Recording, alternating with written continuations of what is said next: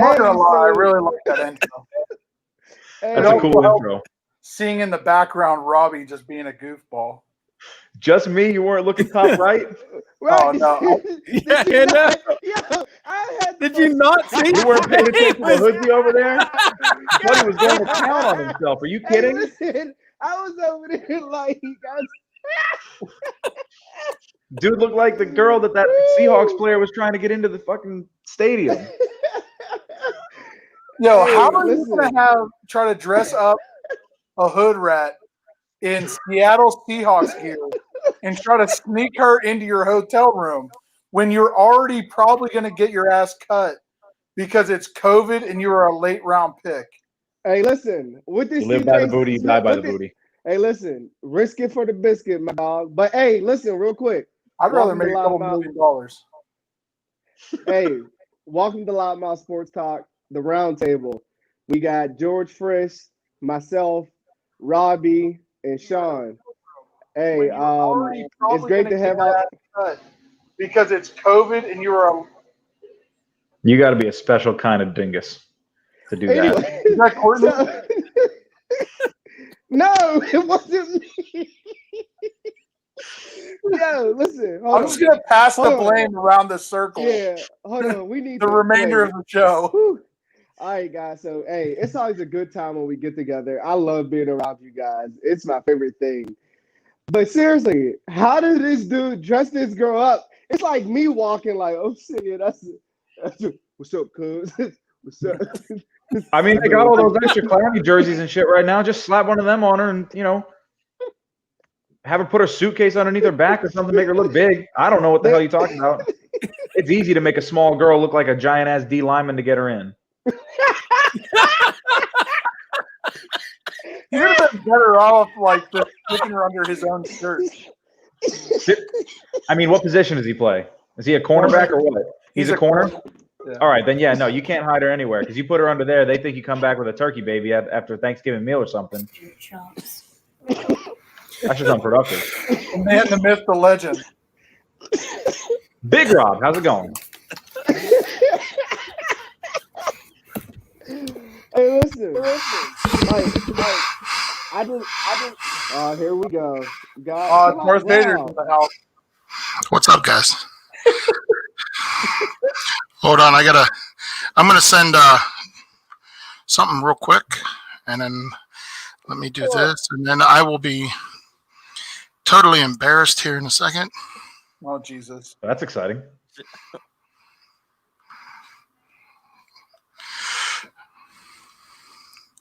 Well, we're waiting. It's going to be the picture of the girl he tried sneaking into the house.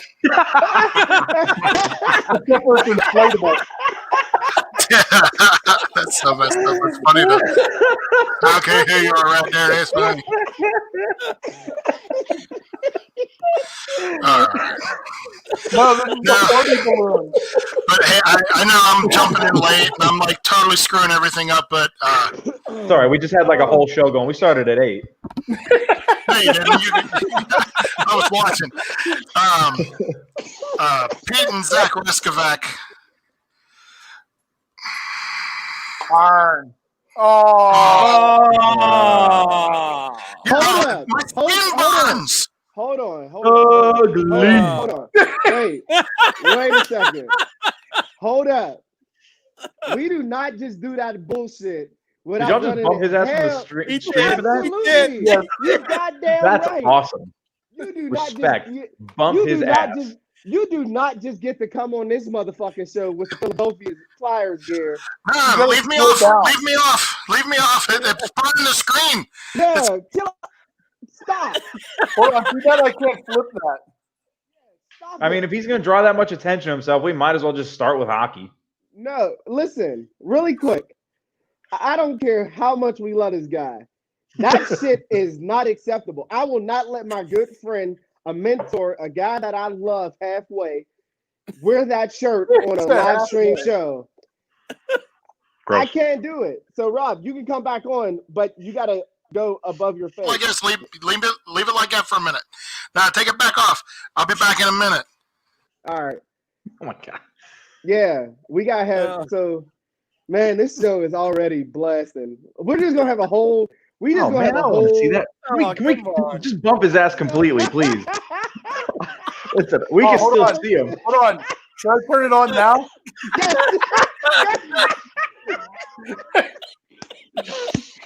Oh, I feel like I'm clapping like the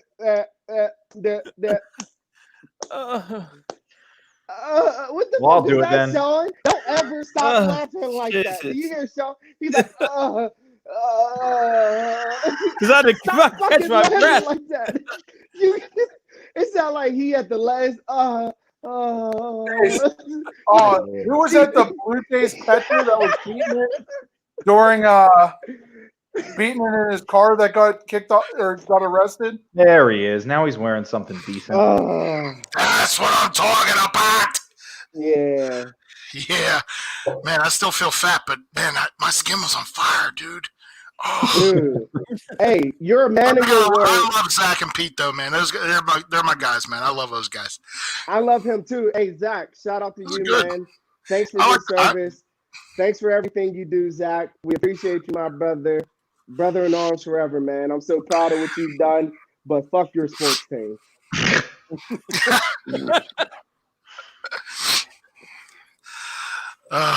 So And you can sign out with a checkbook.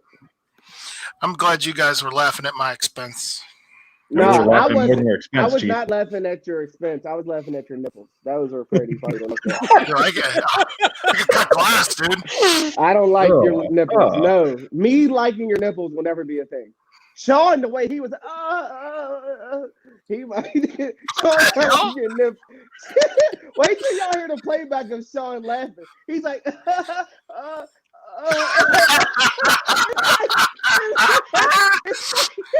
Buddy could not even draw a breath. I could not. Right. He was He's like- dying over there. I like was. she just kept doing it while he's like, like, All right. Let's get this shit started, folks. We got 2,000 people, 7 of which are watching us. Welcome to Loudmouth Sports Tuesday night roundtable on a Thursday. Hey, you know what's Thursday more night, embarrassing Tuesday night than round Rob table. showing up in a Flyers jersey or Flyers shirt? The Pirates just beating the Reds 9-6. Really? It was Yeah. 7-0 at the end of the second inning. Yeah. I'm surprised the Pirates could find 9 runs in one place. Touche. That's about as many as they've scored in 16 games before that. So That's Yeah. true. That's also get true. on them They're still the worst team in the MLB, though. for now. Give it time. Red Sox got their asses handed to them today, 17-5. So the race for the bottom is a. Is there like a Mike Trout draft pick somewhere or something? No, I think these are just shit teams doing a shit job. all right, so hey, real quick, guys. All right, so let's get started. So up first, we're gonna go ahead and talk to Isn't it football? it's football. So, George, what do we got on the table? Dude, I'm gone. Sean's moaning. Got me fucking. I can't. I just can't. Like I just.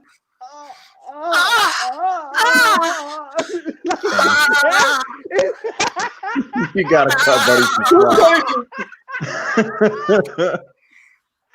It's terrible. It's That's terrible. why we don't have nice Damn, things. man. Never. Oh. Damn. Okay, so football. So that idiot who tried sneaking in his girlfriend did the same thing that Sean just did, right? When they said you can't bring her in. I was about to say he didn't get a chance to make them noises if she couldn't get in. No How shit. stupid do you really honestly have to be? About as stupid Listen. as the Pac-12 That guy. Big Ten. About as stupid as Mike Solomon keeping Murray in the net, but whatever. We'll talk about that We'll later. go there. So George, But- so go ahead. But yeah, so again, speaking about college football, as many have probably already heard, Pac-12 and Big Ten are the first two Power 5 conferences to shut down football, at least through 2021. They're trying to say that they're gonna run a spring league, which is gonna be a very interesting idea. I hate you guys. That's awesome. But they're going to try to run a spring league. And again, if you guys watch Fox Sports, Marcellus Wiley and Emmanuel Acho already talked about this kind of just the overall goofiness of the idea that they're trying to run a spring league, but then they're going to expect to only have like essentially a month off and then go back into a normal fall league, which they keep citing the safety of players to avoid COVID because they think they can't handle the players, whether it be holding them in a bubble or just the idea that if athletes are getting it, they're getting through it. So The NCAA basically shut everything else down, aside from the FCS. So what I wanted to talk about with that, man. So there's two. Here's what the biggest takeaway is from what I learned is that the NCAA has no control over what football does because they said they have canceled every championship besides the FBS because they do not control it. Each conference in the college football playoff controls their championship. So that's one. The number two thing, which I've seen, was the Southern teams, all the Southern teams, conferences, like the Big 12 and SEC to be specific, and then along with the ACC, it's I don't want to say a political statement, but it's kind of like a political statement, right? They do not care. And I can understand it. Because you feel like prove to me that only way they can get COVID is by playing a sport. If you can show me that will increase the chances of them getting COVID, then you have an argument. But for those guys to sit there, and this is the problem, the NCAA, nobody's on the same page. How do 3 conferences have doctors that are saying it's good to go, and then 2 other conferences are having one that says, yeah, no, maybe we shouldn't. We don't know what's going on. And the other one's like, no, definitely no, shut it down. The NCAA is not on the same level. They're not agreeing with each other. So what do we do? And this all comes back to, are the players the concern? No. What's the concern? Because if you really care about the players, football in the spring is not even an option. Because there's no way you gear up for a whole season and then you start right back over and prepare for another fall season in that same turnaround. There's no way you care about your players. Absolutely not. There's no way. I think one of their concerns is not the playing aspect of it, is like being able to control these kids and keeping them under wraps so they don't go out partying and all that other. That's one of their main concerns. But I mean, you're never going to stop these kids from going out. But Playing proven already by the NBA and the NFL. Yeah, playing football is going to the NHL's even doing it. Those guys are allowed out. How are people changing their names? I like that. El Presidente. Yo, who gave him the ego trip? Come on. Can we stop that? Seriously, that's going to piss me off. So hold on, quick power trip session. Stop saying I got an ego. I do not. I am a nice person. You just I proved do You that. could be nice and have an ego. Yeah, There's it's nothing called wrong with having an confidence. ego. It's called confidence. Yeah. It's called Wait, confidence. It's okay. Yeah. Got some. Ain't nothing wrong with it. Sean, you have the worst fucking ringtone I have ever heard in any ringtone. It's because he still uses the Motorola Razor, so he's still got the Motorola Razor ringtone. Hello. He's like, you Yeah, got my coke. Kelsey contract extension. Hey, hold up. So the Kelsey contract extension. I care more about. I thought he was going to get more money. I thought about Kittle. So whose contract is bigger? I didn't see Kelsey's number. Kelsey doesn't have numbers out yet. Yeah, that's Kelsey what I thought. does. Yeah. It's 4 years, 57.5 million. Really? Yeah, So Kittle got it's an paid extension. more? It's an extension on his current contract because his current contract runs to the end of 21. So they just tacked on 4 years to that. Nice. Yeah, the 2 years he's got left are worth, I think, 7.5 and 8 million, and then he's got 4 years and 57.5 added on. Ooh, young Rob with the big brain. Yo, so listen. Nice. So I feel like, again, those guys deserve it. We had this discussion about who was the best tight end in the game, and I talked about George Kittle because what he's able to bring for that team. And again, Kelsey does a great job too, but I think Kittle does it at a higher level both ways. You worry about Kittle in the run game and in the passing game, and he can kill you with either.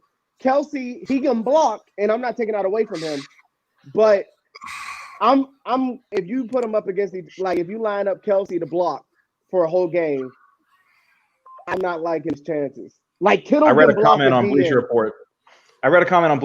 Said that Kittle's worth 15 million alone as an offensive lineman, and that the 90 catches and 1,000 yards and 10 touchdowns is just gravy. Yeah, it's insane. I mean, I agree. You can watch Kittle take on a DN. Like, is he gonna struggle against maybe like I don't know Nick Bosa or somebody? Probably, maybe. A lot of But old he's- linemen struggle against those guys. Yeah, but he's able to hold his own on a week-to-week basis. Like Kittle is 4 years younger, so the difference makes sense. Yeah. I definitely. Who do you guys think? Like, and I think you can compare those guys. I think it's gonna be interesting because now that Gronk's back, it's gonna be interesting to see where the tight ends go because I think I talked to somebody. Zach Ertz is a guy who doesn't get the love and respect that he should. He's very underrated, under the radar guy, which shouldn't be that way. Here's my thing with Zach Ertz is he's like what Prime Witten was in that he's going to be productive. He's not going to be the best athlete at the tight end position. He's going to be productive. He's going to make plays and he's going to do his thing. But he doesn't hold a candle athletically to Kittle and Kelsey. I completely 1010% disagree. Zach Ertz is more athletic. He's right up there athletic wise with Kelsey, if not a with better Kittle. route runner. The only hard part with Zach Ertz is he gets dinged up. He's almost He like gets Kyle dinged up. Rudolph, Yeah. where he gets dinged up all the time. It's just like Tyler Eifert with the Eifert. Bengals. Yep. He's Yeah, another but- guy that when he's healthy, Nothing's like Tyler He's Eifert with the massive. Bengals. Tyler Eifert was a special case of getting hurt every single game. But let's be honest. Dude played Zach 3 Ertz- games in 2 years. Zach Ertz talent is up there with Kelsey. Oh, Absolutely. I'm agreeing with that. The talent, yeah. He's a better route runner. He can line up outside better. Like he can be the wide receiver if he really wanted to be. Like Zach Ertz is a freak of like he's insane. But like George said, we respect Kittle because he's able to do it day in and day out and ground and pound and still be able to get you 1,000 yards while controlling the run game. And he's a focal point of that run game. I think that's So- going to change this year too with the Chiefs, just because they actually have a premier running back now. Whereas the 49ers couldn't rely on Jimmy Garoppolo, so they had to run the ball with 3 of the same running backs. Yeah. It's gonna be interesting. But one thing, George, and I definitely want to switch to this topic, man. Let's go top. I seen that dude Freddie post the top 10 running backs in football. And Oh, Freddie's gonna get mad. immediately when I looked at the list, C-Mac being number 8 just was a slap in the face in every which way you could think about it. No matter what, it is. If C-Mac was black, he would be Jesus. He would be getting compared to Barry Sanders if he was black. He's Darius Like- Sanders. Yeah, Dairy Sanders. but like for me, I feel like if I'm going to top 5 and I'm going based off of like, okay, production, skill, and resume, right? Because if we do it in that line, Zeke is number 1 to me. I feel like because we know what Zeke is capable of. he had a bad year, but the whole Cowboys had a bad year because of Jason Garrett. I feel like number 2 is C-Mac. Number 3, I feel like it's crazy that people forget about Nick Chubb last year. Like he was just this unforgotten thing. Like he didn't play football. He put Sony Michel on that list, which I thought was a fucking joke. Like, how does he even touch this top 10 list? Oh, It's Buddy's just trying too hard for hot takes at that point. Like, yeah, them right. bitches were scorching cold, but he was trying too hard. But I feel like Zeke 1, C-Mac number 2, number 3. I'm not willing to put Saquon in that number 3 spot. Like Nick Chubb, I feel like will be there at that number 3 spot. Number 4 for me, I look at a guy who is consistent, knows how to run the ball, is healthy, right? Le'Veon Bell. People forget about Le'Veon Bell. Like, That's because he was trash last year. he didn't have a quarterback. We can't, like, Neither Saquon did Barkley is McCaffrey. trash. No, but Saquon Barkley was trash last year. Barkley was were not the trash last year. 15 different quarterbacks that the Carolina Panthers tried. Yeah. But I don't know. So this, I feel like so this is my issue about Bell. Bell fucked up by leaving the Steelers, trying to chase money, and went to a shitty team with a shitty offensive line, And a shitty coach. no help anywhere else, 0. I couldn't name a Jet wide receiver. I don't Robbie know Anderson, but who he's his gone. backup is. Go. And until the Jets just cut Winters, I couldn't name a starting offensive line on their squad, especially since Nick Mangold isn't there anymore. But I feel like again, when we talk about Le'Veon Bell leaving, let's understand the circumstance. It wasn't money chasing, right? Yes, it was. Hold on. He was offered him more money than the Jets did. No, but he wasn't leaving because. But when we talk about, he wanted guaranteed money, right? But even still, I get it. The Steelers offered him more. They wanted him to prove that he can do it without getting in trouble. But when you have your offensive line call you out and say, "Oh, he was supposed to show up and he didn't show up. He's hurting." Now when you got guys talking about your situation, I wouldn't have showed up on that fucking team either. Like, and again, I love the Steelers, but when you start to bring people's money involved and you start to talk about people's personal shit, that's out of line. And there's no way That's as a fan. multi-tiered though, because there's also you say? that brotherhood. Huh? What'd you say? I said it's multi-tiered. So I also expect my brothers with a contract to show up. And again, whether he wants to argue with the front office or anything like that, just like he was chirping about Jamal Adams, I guarantee there's conversations where him and his offensive line, again, had an idea like, let's do this. And then, again, money issues, looking for guaranteed, what have you. And this is where I say it's multi-leveled, is you look at Bell, he's lucky he got what he got because of his track record. His stats were good, Great. to above average. Great. Either way, he couldn't stay on the field, whether it be injuries or he couldn't put a blunt down. So to me, it's just like a Josh Gordon, a Antonio Brown, anybody that has an off-field issue. I can't trust you. And then you say that you're going to show up and then you decide not to because you have a contract issue. But again, but here's the thing. What we gotta remember, this isn't college ball. This is, you talk about money. You talking about like what I'm pay me what I'm deserved. If you feel like you're in a situation where, but hold on, just listen. And I get it. He got suspended. He was injured. But at the same time, when he was on the field, he was the best back in football with Pittsburgh. That was pound for pound. Him and Zeke year in and year out were battling for the best running back in football. So at the same time, when you feel like you're worth something and you know that running back, he was trying to set the market, which I respect. He went about it where I felt like he was going to come back before week 8. And then you heard David DeCastro call him out. Pouncey call him out. Foster call him out. That's because all the other guys that were in the locker room were getting paid because they were in there.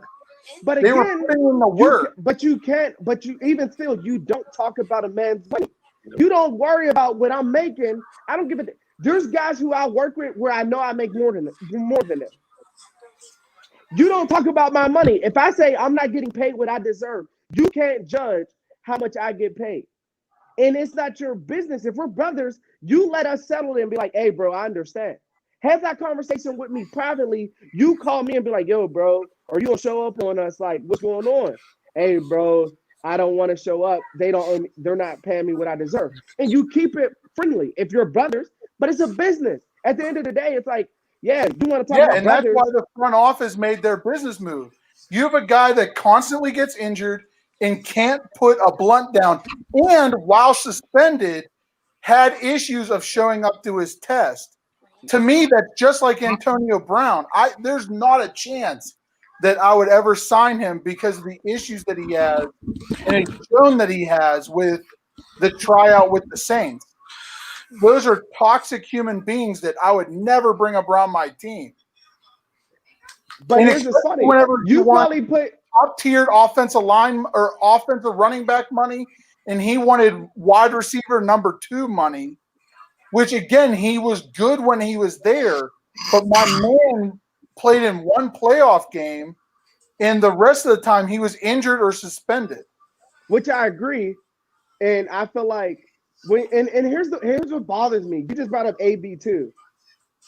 We crucify AB for everything that happened after, but we're not going to talk about how Big Ben was the reason. Like again, if I'm a vet like AB was, hold on, I got you. If I'm a veteran, if I've been in the league for 9 years, and I got a quarterback calling me out like I'm a child, like I'm his puppy, because I didn't want to route right or whatever it is, man, I would look at you and be like, who the fuck are you? So Ben's the leader, right? If No. I have a wide receiver acting like a hoe in practice, and I just had to deal with 2 weeks prior him live streaming a locker room chat that Tomlin was having. That was years ago, 2 years. That was the same year. No, it wasn't. AB got cut. We're talking about last year. The locker No, room that was that's the now Patriots. 2 years ago. Yes, that's 2 years ago. Exactly. AB and Ben's issue happened 2 years ago. No, it didn't. It happened last year. It happened. No, it happened 2 years ago. January 2017 was Facebook Live. Yeah, 2017 was the Facebook Live. 2019 was no. We're in 2020. Exactly. 18 was the last year he played with the Steelers. Yep. Okay, but I'm sorry, if I'm in a locker room with a player that's like AB, that within 17 to 18, however you want to look at it, started having mental issues with ego, and it was then costing team morale issues. And I'm sorry, if I threw a ball wrong as a quarterback and you want to try to throw a hissy fit like a bitch, then that's on you.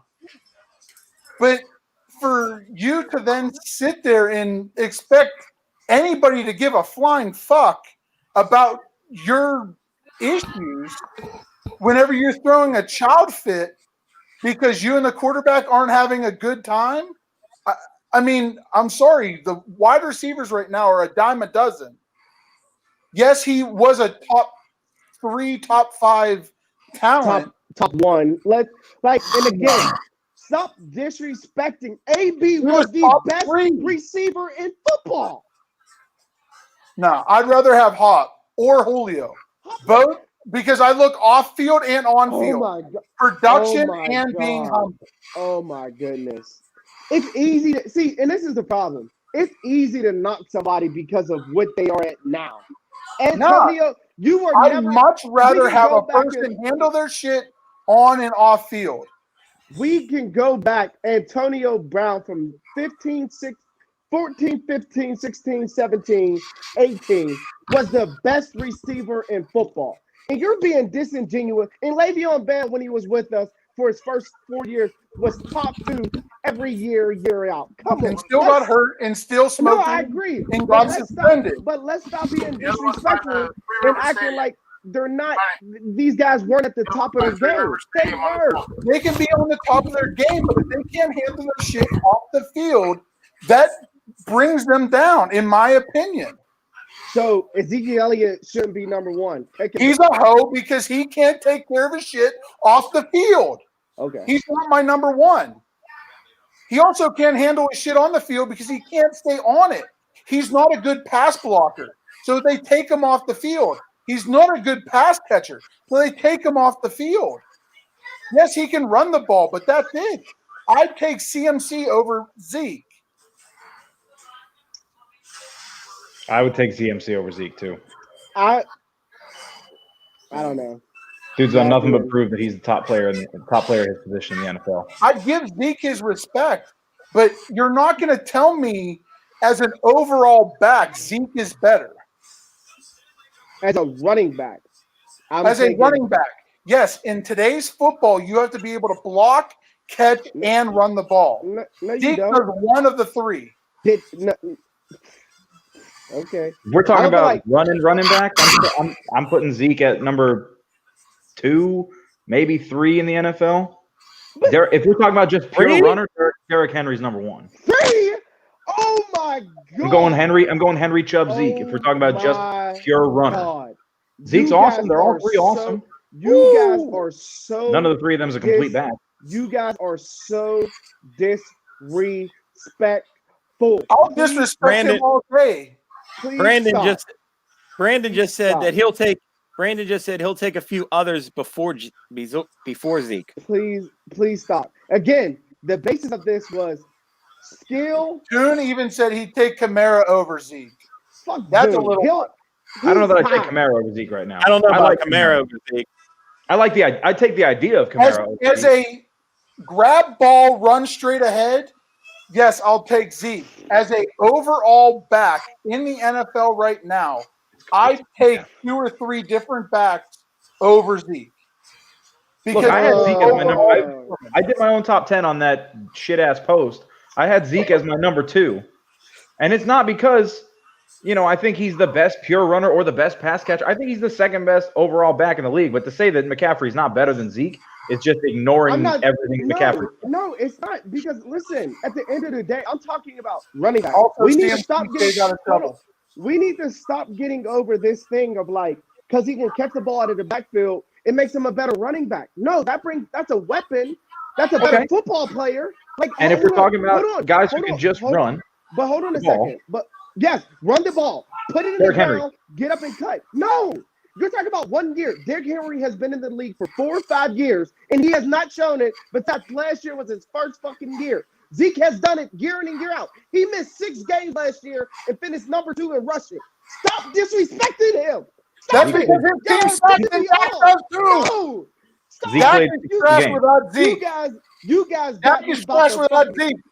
Was Oh it a my 22-game God. season last year? Because Zeke played 16. He was suspended 6 games last year. Not No, 2019, my brother, 2018, 17. 2018. 17. No, what did you? No, I'm looking at his stats right in front of me. I pulled the shit up. I got multiple tabs open. 2017, he played 10 games. He led the league in yards per game. He did not lead the league in yards. He had 983 yards. He had a good season in those 10 games. He was awesome. He was very good. He averaged 4 yards a carry, so he was kind of just falling forward. But, he's an excellent running back. He does a great job of taking the ball and running it forward. He's an awesome running back at running the ball. But after what I saw out of Derrick Henry last season, I'm willing to say that Derrick Henry is the best pure runner in football today. So let's make a bet this year, right now, right here. Who's going to lead the league in rushing? I will put If my Zeke doesn't get dollar. suspended, probably Zeke, but you can only imagine they're going to feed Derrick Henry as well. If Derrick Henry Who- played who 16 go- games, it's Derrick Henry. The Titans rely. Whoever The play- Titans put so much on his back.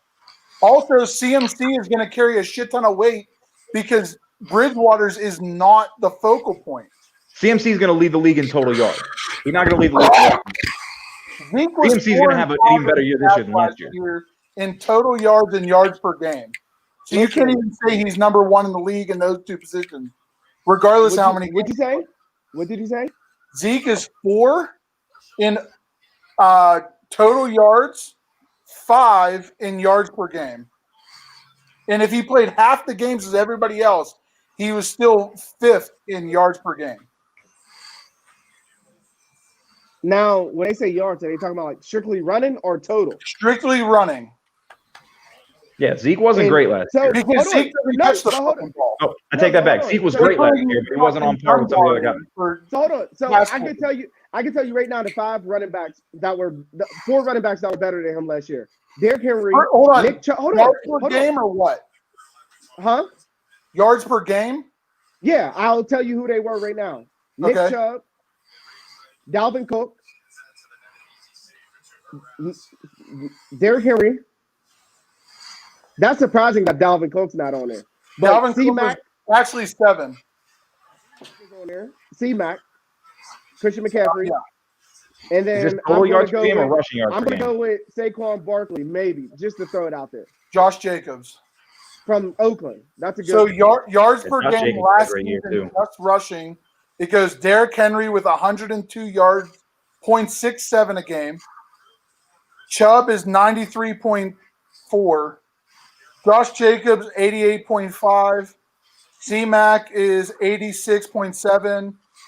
Zeke is 84.8. Chris Carson is 8.2. We don't want to talk about Chris Carson, though. He fumbles worse than me. Yeah. But he's hey, got guys, butterfingers look, up the ass. I love talking about football, but we got a whole round table to do. So we're gonna get back to this. Hey Robbie, go ahead and we're gonna transition to baseball. Cause I get a little heated, guys, because I'm sorry. That's a great conversation, bro. But listen, I was Robbie, ready for you to bring up Kirk Cousins. Hey, listen, hold on. We're gonna get to that because my top 10, Kirk fucking Cousins is on the top 10 quarterbacks in the NFL. For running But backs? Yeah, Let's save that for absolutely. next week, please. Best running back in football. But anyway, Robbie, so let's talk about the St. Louis Cardinals, man. What's going on with those guys? Yeah, you ain't got to worry about anything interesting or getting heated right now. It's just baseball time. So the Cardinals are suspending their games again tonight. They had a coach test positive. They are the new look Marlins. They're actually looking more Marlinsy than the actual Marlins because they're also losing baseball games. So they're having a rough season on both sides of the ball, both on the baseball side of the ball and on the don't get the debilitating illness side of the ball. It's been a rough year in St. Louis. Luckily, they've got more beer than they can handle, and I've heard that alcohol kills viruses. So shotgun them up, boys. Hold on. Did this guy just say Zeke was one-dimensional? No shit, running the ball. But anyway, go ahead. I'm sorry. He's a Colts fan. Cut him some slack. He knows Damn, one-dimensional. He's got a Marlon running- Mack on. I like that a quarterback is one-dimensional. All he do is throw short passes. What the fuck? Anyway, listen, Sorry. it's boring baseball time, damn it. I'm sorry. You get no respect around here. The Red Sox are arguably the worst team in the American League. They lost 17-8 today. I misspoke earlier. They only had. What the hell are you pointing and laughing at? My name is I Love Zeke. Get the fuck out of here. How do y'all change that? Swing the big stick.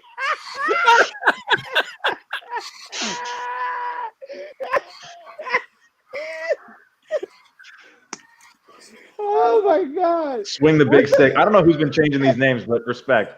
I'm assuming it's Sean because you can see they're all quiet like. Sean's No, it's not "Man, I me." really-" Yeah, that's exactly what you'd say if it was you. Mhm. I'm not that tech savvy, so I'm not that tech savvy, hell. Oh, Jesus. So it I'm must have been sorry. one of the young guys then. Anyway, so we're looking at some different. We got a bunch of teams that got hot this week. As I mentioned on my show the other night, the Athletics have stayed hot. The Tampa Bay Rays have gotten hot. They are now tied with the Yankees with 12 wins to lead the American League East. In the National League, the Marlins are somehow 8-4. I can't explain this goddamn team. I don't know how they've got basically the equivalent of a bunch of dudes that you can pull off the street playing baseball for them right now. They just went to the random batting cage and found the least drunk dudes taking BP that made the most contact, threw them in the fucking lineup, and they're winning game. I don't understand it. Anyway, I shouldn't be this irritated. It's a cool Cinderella story, I'm sure, for some. We mentioned it the other night also. The San Diego Padres are only one win back of the division-leading Rockies and Dodgers, and that is a lot on the back of a young Fernando Tatis Jr. His dad hit two grand slams in an inning in '98, and he's doing a lot more than that. The kid is fast. The kid can throw. The kid can field. The kid can hit absolute motherfucking dangers. And he's a true five-tool player. He's got Not just regular dingers, motherfucking dingers. Not regular dingers. Motherfucking dingers. Hey, change that name. Motherfucking dingers. That's what we do. Not dingers. Motherfucking dingers are what regular people hit. He hits dangers. Dangers. Dangers. Big old danger. They have needed as much offense as they can out of him and also young upstart Trent Grisham. The two of them are carrying that team along with soon-to-be old man Will Myers. He finally passed the 30 burger a couple of years ago, and now he's growing gray hair. He's going to apply for AARP because once you're over 30, you're old. Sean looks like he's 74 if you use that math. Listen, Sean decided to get rid of the hair a while ago, and that helped. Because otherwise we'd see them deep-ass peak. I'm just kidding, Sean. If you look for right now, it looks like Sean just has like no hair. He just has a hairline and then it cuts off. You got that brawn hairline. I know. Let's get the headband that starts like all the way on the top of your head. Look. Get that NBA logo right off to the side. Sean's headband gonna be like this. Anyway, we can make more fun of Sean later. Wow. There ain't a whole lot of news when it comes to baseball. It's just been that, a couple of big injuries. Atlanta Braves have lost their ace. They had two starting pitchers to start the year who were any good. They had a couple of guys that were supposed to be good, and now they're in the minors because they are not. Mike Soroka is one of the two who was supposed to be good, and he's got a blown-out Achilles tendon, so he's done for the year and probably done for next year too. They are now riding on the back of California kid Max Fried, and they need help. They need H-E-L-P, help. So they're probably going to look at some team that sucks right now and take a picture from them. It is so sad to watch that video, man. Like, it really is. After he jumped, he's going to cover. He looks back and he thought somebody hit him. Like he thought he got hit by something. He looked back and was like, "Oh shit! It's my Achilles." Like, bye. I've never torn my Achilles. I have strained my Achilles, and I have had what I call a popped Achilles because I don't know what else to call it. It just felt like something popped and my foot dangled. But anything that happens to your Achilles is more painful than any other tendon on your body. So I can't even imagine what tearing it straight up in half would feel like. It must feel like you literally don't even have a foot left. So prayers up for Mike Soroka. Hopefully he comes back safe and sound. He's only 22 years old, guys. So he's got a long career ahead of him if he can recover and play good ball after that. On the other end of the spectrum, we got Giancarlo Stanton, who's hurt for the 45th time in 6 years. He's going to be out for a month or 2 or 3 or 4 or 5. Who knows? Who even cares? He was having a great start to the season, and now he's got a busted-up quad. So he's going to be better soon or not. Who even knows at this point? Dude's been hurt. Dude's been hurt all but 1 year of his career. Of course, that 1 year he won MVP. But, expecting him to be healthy for any more than 12 games is apparently a big mistake. So there ain't a whole lot of news with baseball. That's about it. There was a fight this week, but we can talk about that. No, let's talk about the fight. Yeah, no, we talked about it the other night on Tuesday. Sean and I talked about it. Ramon Laureano got pegged. If by pegged you mean a 78-mile-an-hour curveball that probably just slipped the grip and hit him in the shoulder. Then Kirk Cousins is gone dark. He decided he wanted to tell the pitcher how to throw that pitch better next time, despite the fact that he is a center fielder. And hitting coach Alex Cintrone of the Houston Astros did not take kindly to that, so he ran out of the dugout like a bull going after a red sheet, and now he's suspended 20 games. And he let 2 other guys go ahead and start the fight for him instead. He backed away like a bitch. And that's why he got 20 games. You get 20 games for backing away like a bitch. You go in there and throw some punches, you only get 10 games. That's Joe Kelly. He only got 5. It reduced to 5. Our Lord and Savior Joe Kelly only suspended 5 games. That was great. God bless him. I'm gonna get a Joe Kelly superimposed face on a Jesus painting T-shirt with a shiny light around the back of his head. I'm not surprised. I'd be surprised if somebody already didn't do that. I'm sure there's people that have it already. But I just got to go on to Redbubble or something. It'll be there. Hey Rob, I feel like for me, man, it's so sad watching Giancarlo year in and year out, and he looks so good, and he looks so healthy, and he looks so confident, and he's killing the ball, and him and Judge are feeding off of it. Because I feel like when you finally have had healthy big dudes. when you have a guy like Aaron Judge who's young, and you have a guy like Giancarlo who is younger, but he's been in the game long enough. You feed off that energy, and you're like, yo, these two guys can go 40 home runs year in and year out. And then now he goes down. It wouldn't shock me if Judge's numbers goes down because he's going to start losing that confidence of having his big brother essentially right behind him. Maybe. I mean, I'm going to say yes and no to that because, like, that's a very valid point. There's definitely a kinship between Judge and Stanton, but the Yankees have, and I've said this probably 40 times in the last week, the Yankees are a big next man up kind of team. They got Mike Tauchman filling in. Clint Frazier came up the other night, hit an absolute screamer to left field in his first at-bat of the season. Dude. 410 feet, and it left the park in a hurry. You know, they got guys that can hit. They got guys that can keep the morale up. They got guys that can keep the numbers up. You know, all they got to do is make sure Judge doesn't hurt himself. Right. You know, they gave him a night of rest last night. He was feeling just a little tight. He played every game of the season so far. All they really need to do is keep up the production. You know, make sure they can keep replacing the guy that, you know, every time a guy goes down, replace him. Get somebody in there that can do it. Is there anything else you got for baseball? How the fuck are the Marlins 8-4? That's it. That's all I got. I got nothing. All right. Hey, so real quick, before we go ahead and get Sean with Loudmouth off the top rope, we want to do a quick shout out to Miss Michelle, bombshellbowling.com/Loudmouth Sports Talk for all our gear. We are starting Tuesday. Miss Michelle is going to come onto the show, and we have a big announcement. Obviously, if you don't know, we have hoodies coming out. So tune in at the show on Tuesday. It's next Tuesday. You mean like that hoodie you're wearing? Hey, it's gonna be like this, but it's gonna have blue strings. Sorry, George.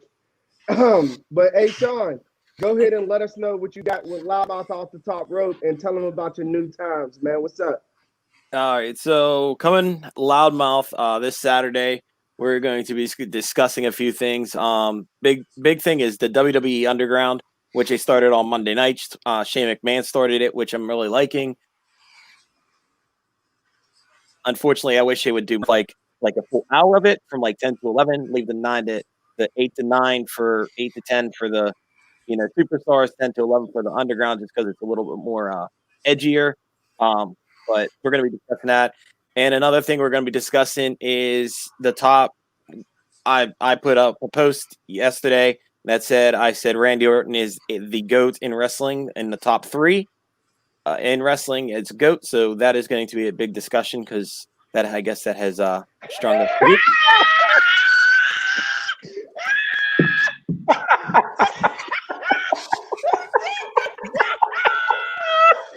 Oh no! That's fabulous. Oh, why you gotta do them like that?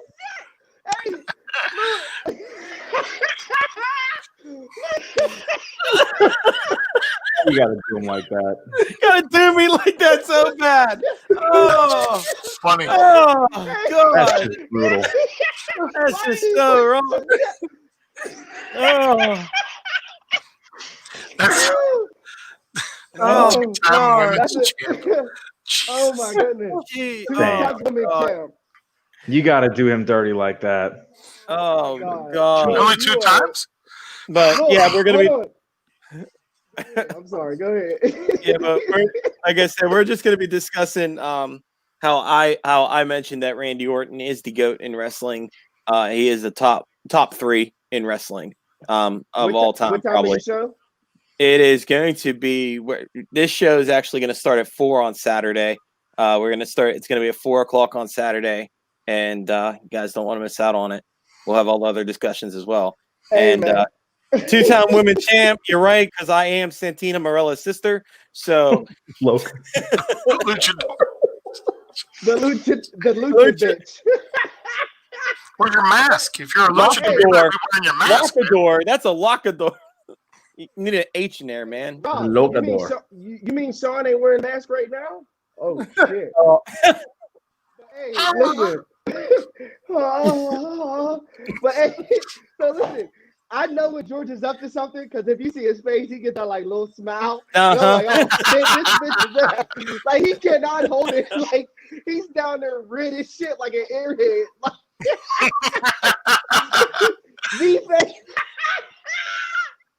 but hey, all right, Sean. Hey man, have a good night. Yeah, you guys Don't touch did any it. kids. Don't do anything like that. Love you, man. And Love then you guys. now we're going to transition to the stat show of the week. Hey, go ahead and let us know. Mucking and grinding himself. Rob, Munchin'. what's up, man? Munchin'. What's going on, man? We munching Hey, and grinding because ain't no puck or muck.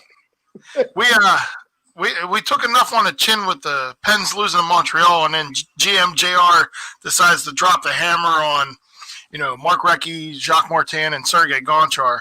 I mean, Mark Recchi getting the axe, I could understand because of the power play was god awful.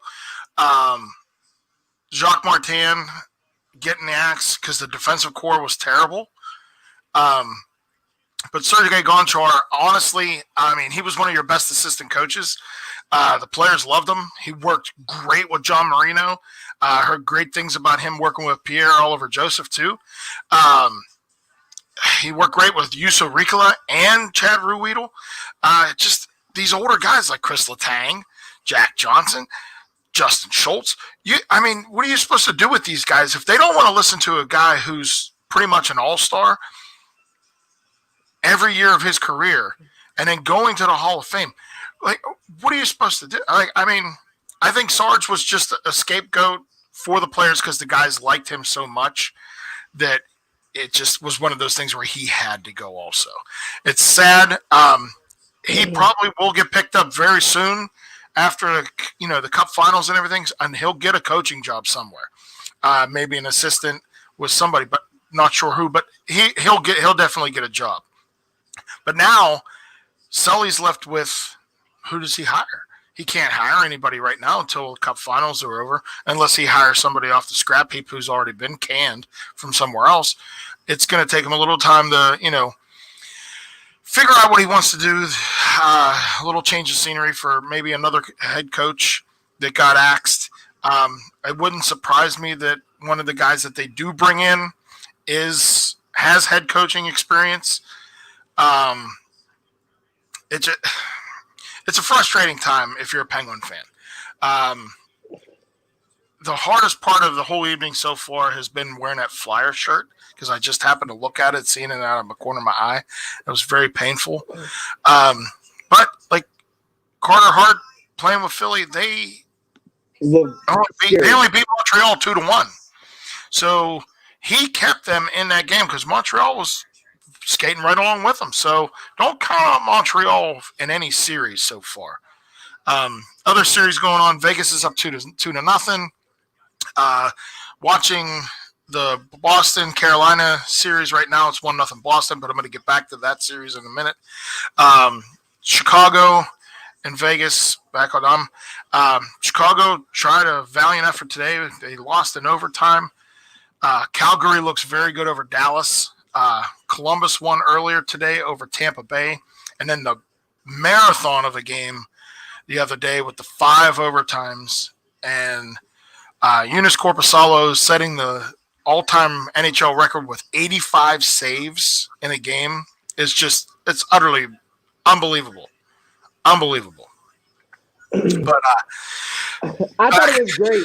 Hey, I thought it was great. And the scoreboard guy, just like 7th grade stretch. Shout out to Carolina's Twitter, yo. George Frisch hit on it, but yo, Carolina's Twitter was like, "Hey, we have a game that was supposed to start at 8, but clearly you didn't tell the Bruins." And I just absolutely love it.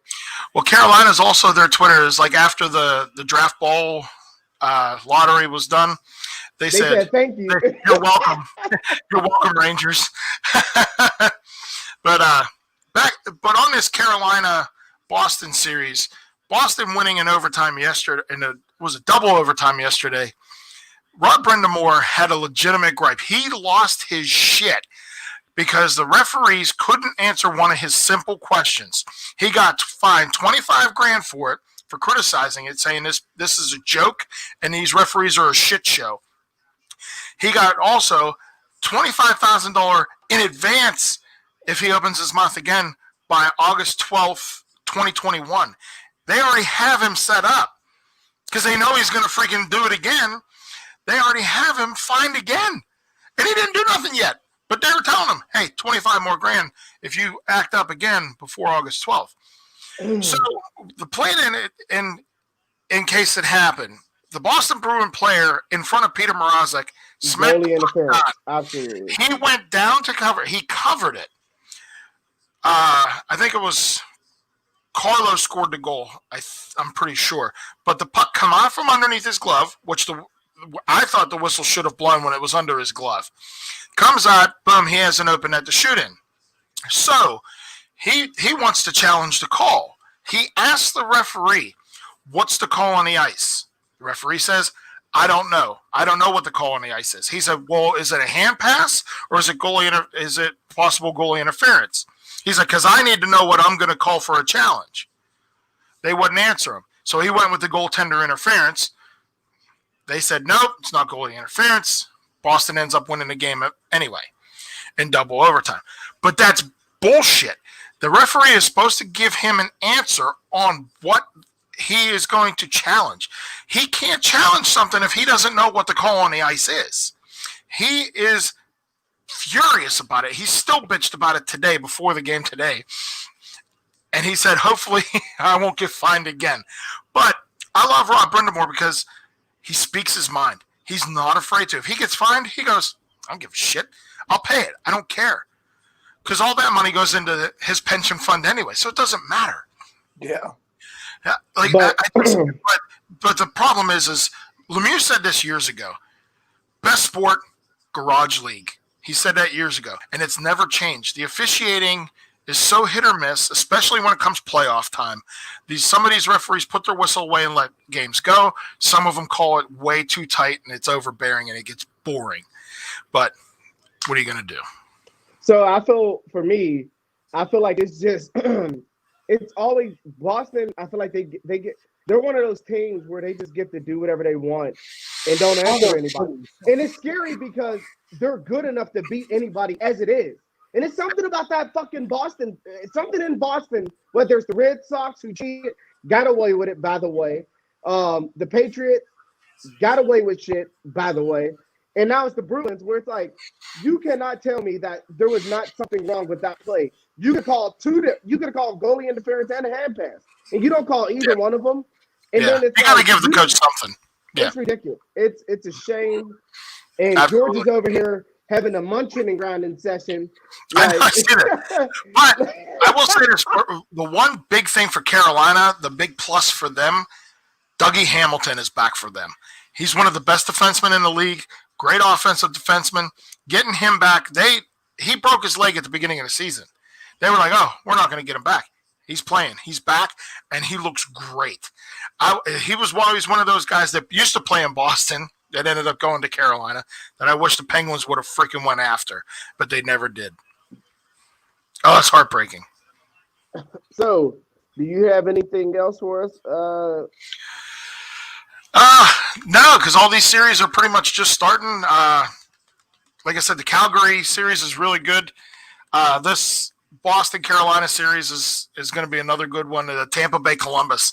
The Tampa Bay-Columbus series, because Columbus sweeping them last year, considering Tampa Bay had, 63 wins last year. They had the best record overall in the league, and they got swept in the first round. In history. And it was unbelievable. But that series is going to be good. Columbus beat them 3-1 today, so it's good to see. I'd rather see Columbus win than Tampa Bay. But yeah, if I'm done, unfortunately, I got to jump off because I haven't eaten anything yet today. I'm hungry, and I'm going to try to see if we can get. Philly shirt. I'm not eating that, man. I'll get indigestion. All right, so hey, thanks, Rob. Hey, we're looking forward to your show tomorrow, Mucking and Grinding. You have a special guest on tomorrow. Much. Yeah, so far, special guest Ryan Mill, the Penguins in-house voice, is supposed to be coming on. I sent him a message today. I didn't get anything back, unfortunately, so hopefully he does. Our special guest today, unfortunately, got tied in with work. If he gets home in enough time and you guys are still on, I told him to jump in. If not, we'll try to. He definitely said he apologizes and he would love to come on at another time where he's not tied in with work. So we'll give him a mulligan. You Work will. is definitely way more important at this point. All right, so hey, now we're going to head over, and me and Robbie are going to cover Dame calls Bye, game. Rob. Bye, Rob. But Dame and Robbie and I are going to start Dame calls game. Our boy Damian Sanucci, who runs it, cannot be there. But we're going to give a brief little we're going to gear you up for the playoffs. So in the Eastern Conference, we have the Bucks versus the Magic for the 8. Yeah, the Bucks are going to win 4 games by 15 or 16 points per game and call it a day. Right. Then we have the number 2 seed, which are the Toronto Raptors, versus the number 7 seed, which are Brooklyn Nets. Brooklyn Nets. They're going to get their asses kicked 4 games in a row, and then they're going to move on. Next. Yep. Then the number 3 seed, we have the Miami Heat. Celtics.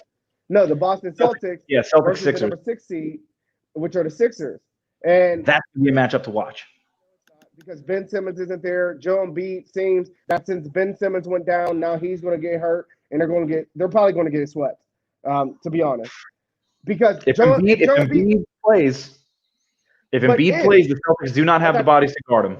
But that's if, right? Like if he He's plays been it, if healthy he so wants far. it. No, he has. He just got hurt twice back in 2 games that he played. Yeah, those the aren't last real 2 hurt. games, he got hurt and left. That's not real So hurt. I don't have faith in Embiid. I feel like, dude, he needs to average 30 and 15 for them to win against Boston. And against Boston, I mean, who's going to guard him? Daniel Tice? Daniel Tice ain't even as big as George. How's he going to guard Joel Embiid? Honestly, you can literally just double him and force the ball anybody else to beat you. Anybody else to beat you at that point. To one of their shooters, all their shooters that they got surrounding him, Richardson, Harris. Harris is not Shake. a shooter. Oh, they got Shake Milton. Yeah. Harris is not a shooter. No. Hang on, let me shoot down that argument real quick. Harris is overrated. I mean, nobody considers Harris a shooter. Nobody cares about Tobias Harris. He doesn't come up in conversations.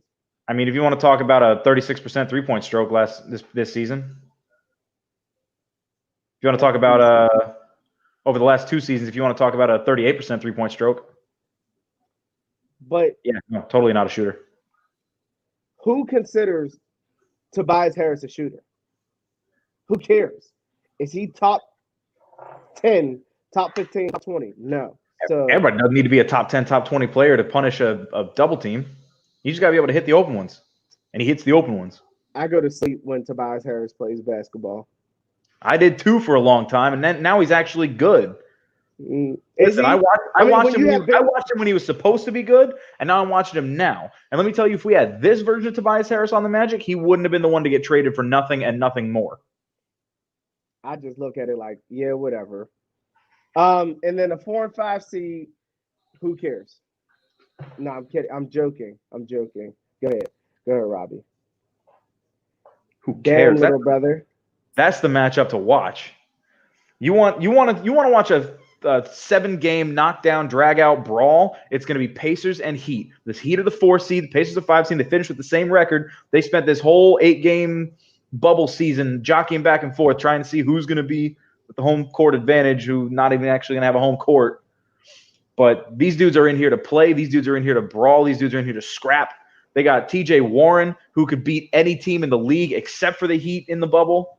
And now they got the Heat, who could beat any player in the league, including T.J. Warren. Jimmy Butler is ready to fight somebody every single night, no matter what. Gangbanger. And they're ready for a scrap no matter who's in front of them. Gangbanger. Jimmy Butler is a bad motherfucker. Jimmy Butler is going to have an angry time, and he's going to score angry points. He's not going to shoot very well, but he's going to have angry points, and he's going to play angry basketball, and he makes that team angry. That is a Heat team that is ready to just rip heads off and shove them up asses, and they're going to do that if the Pacers can't outshoot them. Yeah. The scary thing for me is it's going to be interesting to see if Warren can keep it up, because this is the pressure. And here's where people don't talk about it enough. To be the best and do it, it's cute to do it 7 games. Do it when it matters, and do it when you've never been there before. And so I hope the best for – I love his story. I love how he got traded for cash compensation, which is fucking penny on the dollar, and now he's going to get paid this offseason, which is well-deserved. So shout out to him. I think Toronto right now is the best team in the East. I'm going to call it. Top to bottom, they make a great argument. Top to bottom. Boston is my number 3. Giannis, just because of what Giannis can do. But I don't like Giannis against any matchup. Like, any matchup past the first round, I think Giannis is going to struggle. I feel, me personally. Like, if he has to go against Miami, he's going to struggle. Miami, honestly, Miami's the only team that I could see giving him real trouble for 7 games, and that's just because of Bam Adebayo. Toronto. Toronto doesn't have anybody that can stop Giannis. Yes, They had Kawhi Leonard last season. They don't have Kawhi Leonard. But that's not the only reason why they can stop him. That's exactly the only reason why they stopped him. No, it's not. Kawhi clamps on him. No, it's not. Kawhi gets so. Here's what I don't understand. We fucking forget that Kawhi plays with teams. This team is the number 2 basketball team without fucking Kawhi Leonard. They were good before him, and they're going to be better without him. Stop. Like, everybody sucks Kawhi Leonard's dick. Like, this guy's the second coming Messiah. Like, he goes to teams where it benefits him the fucking most. Just like the Clippers. The Clippers won 44 games last year, made the playoffs without him. And then he brings in Paul George, and everyone's like, oh, Kawhi Leonard, he's going to run to town. He's going to run to town. He doesn't fucking show up in the fourth quarter, and yet he still gets breaks because of a bench. I'm so tired of hearing about him. He gets on my fucking nerves. You wanted to know why Giannis struggled against the Raptors last year.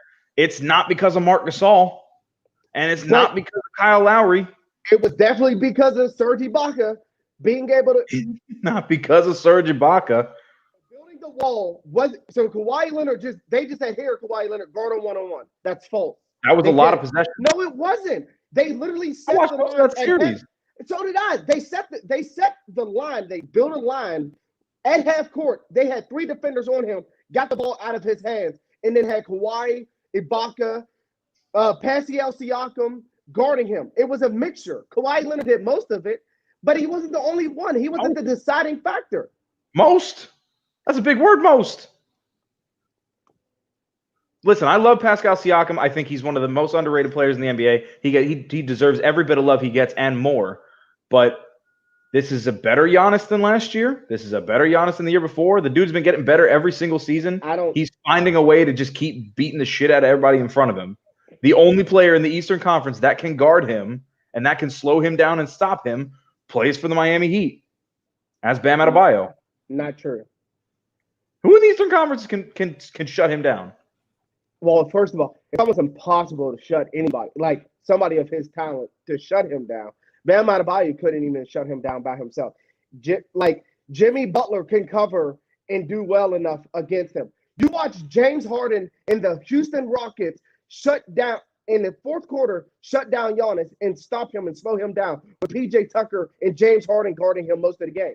So stop making it seem like these guys don't get enough love or respect, like Giannis is just going to dominate. No, it's different when you play best. Like, it's easy during the season when people don't play defense, they don't guard you, and he's in the Eastern Conference where there's nobody. It's one game versus 7 games. We saw the Rockets do it for a game, and they did a great job with it.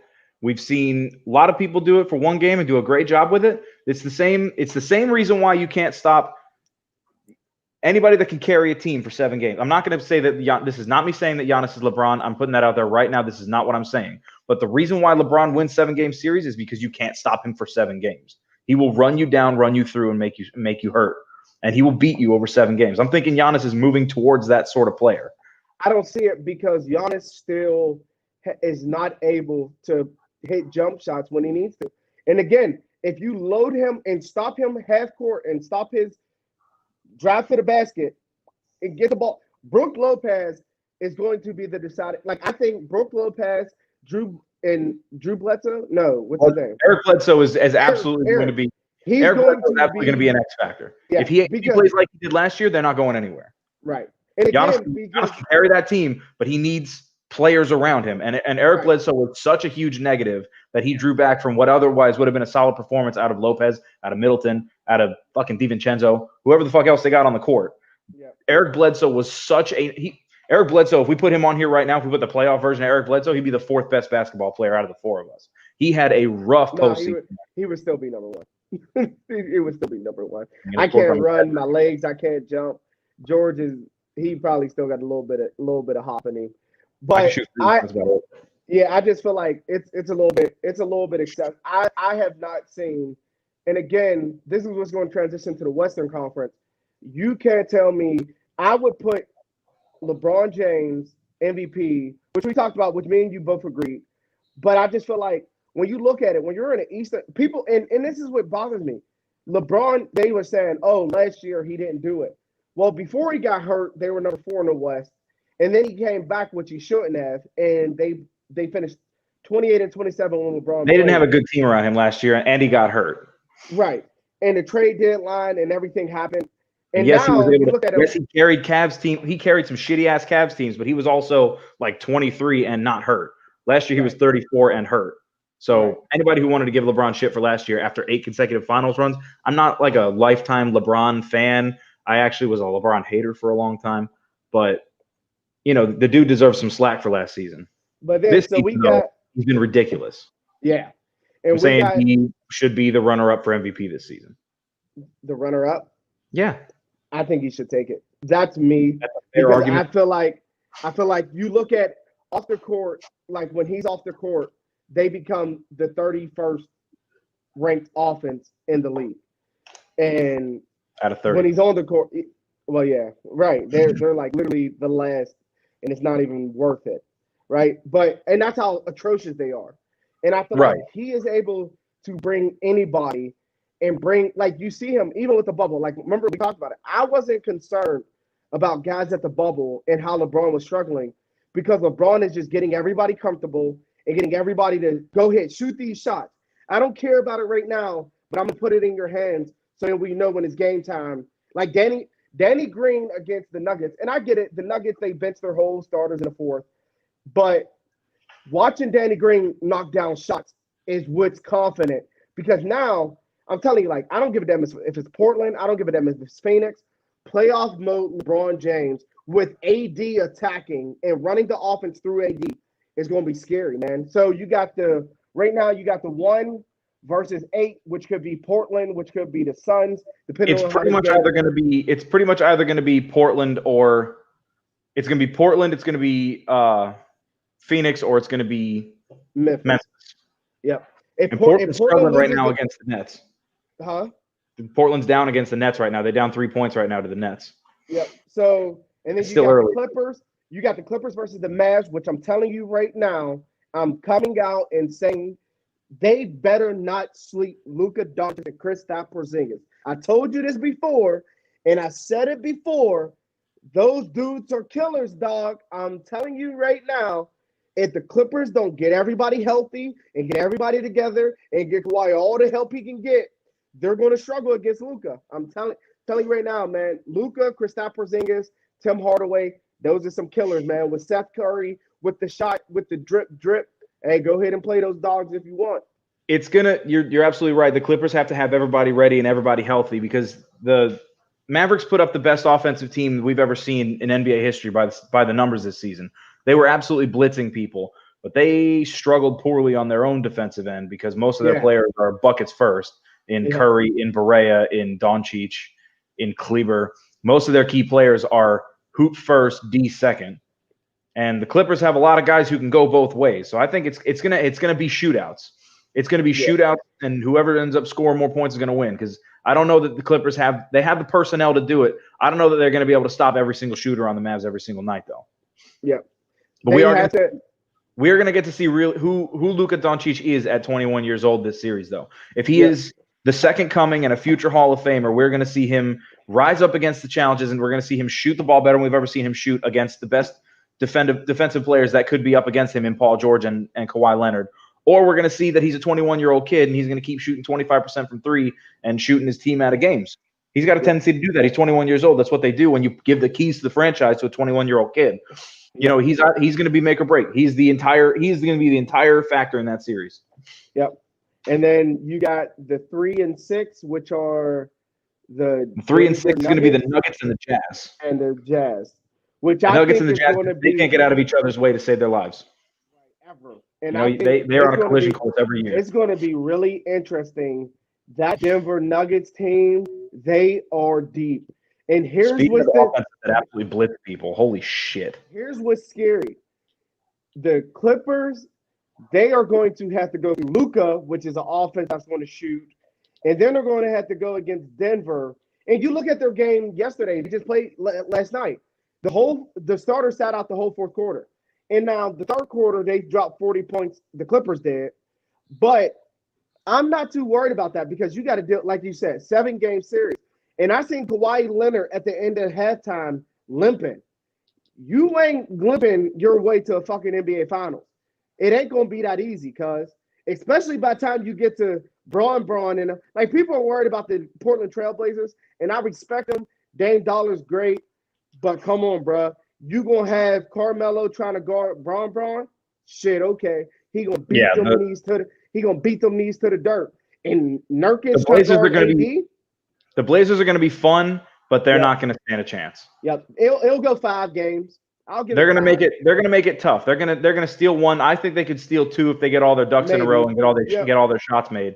But they do not have anyone on the wing who can defend LeBron James.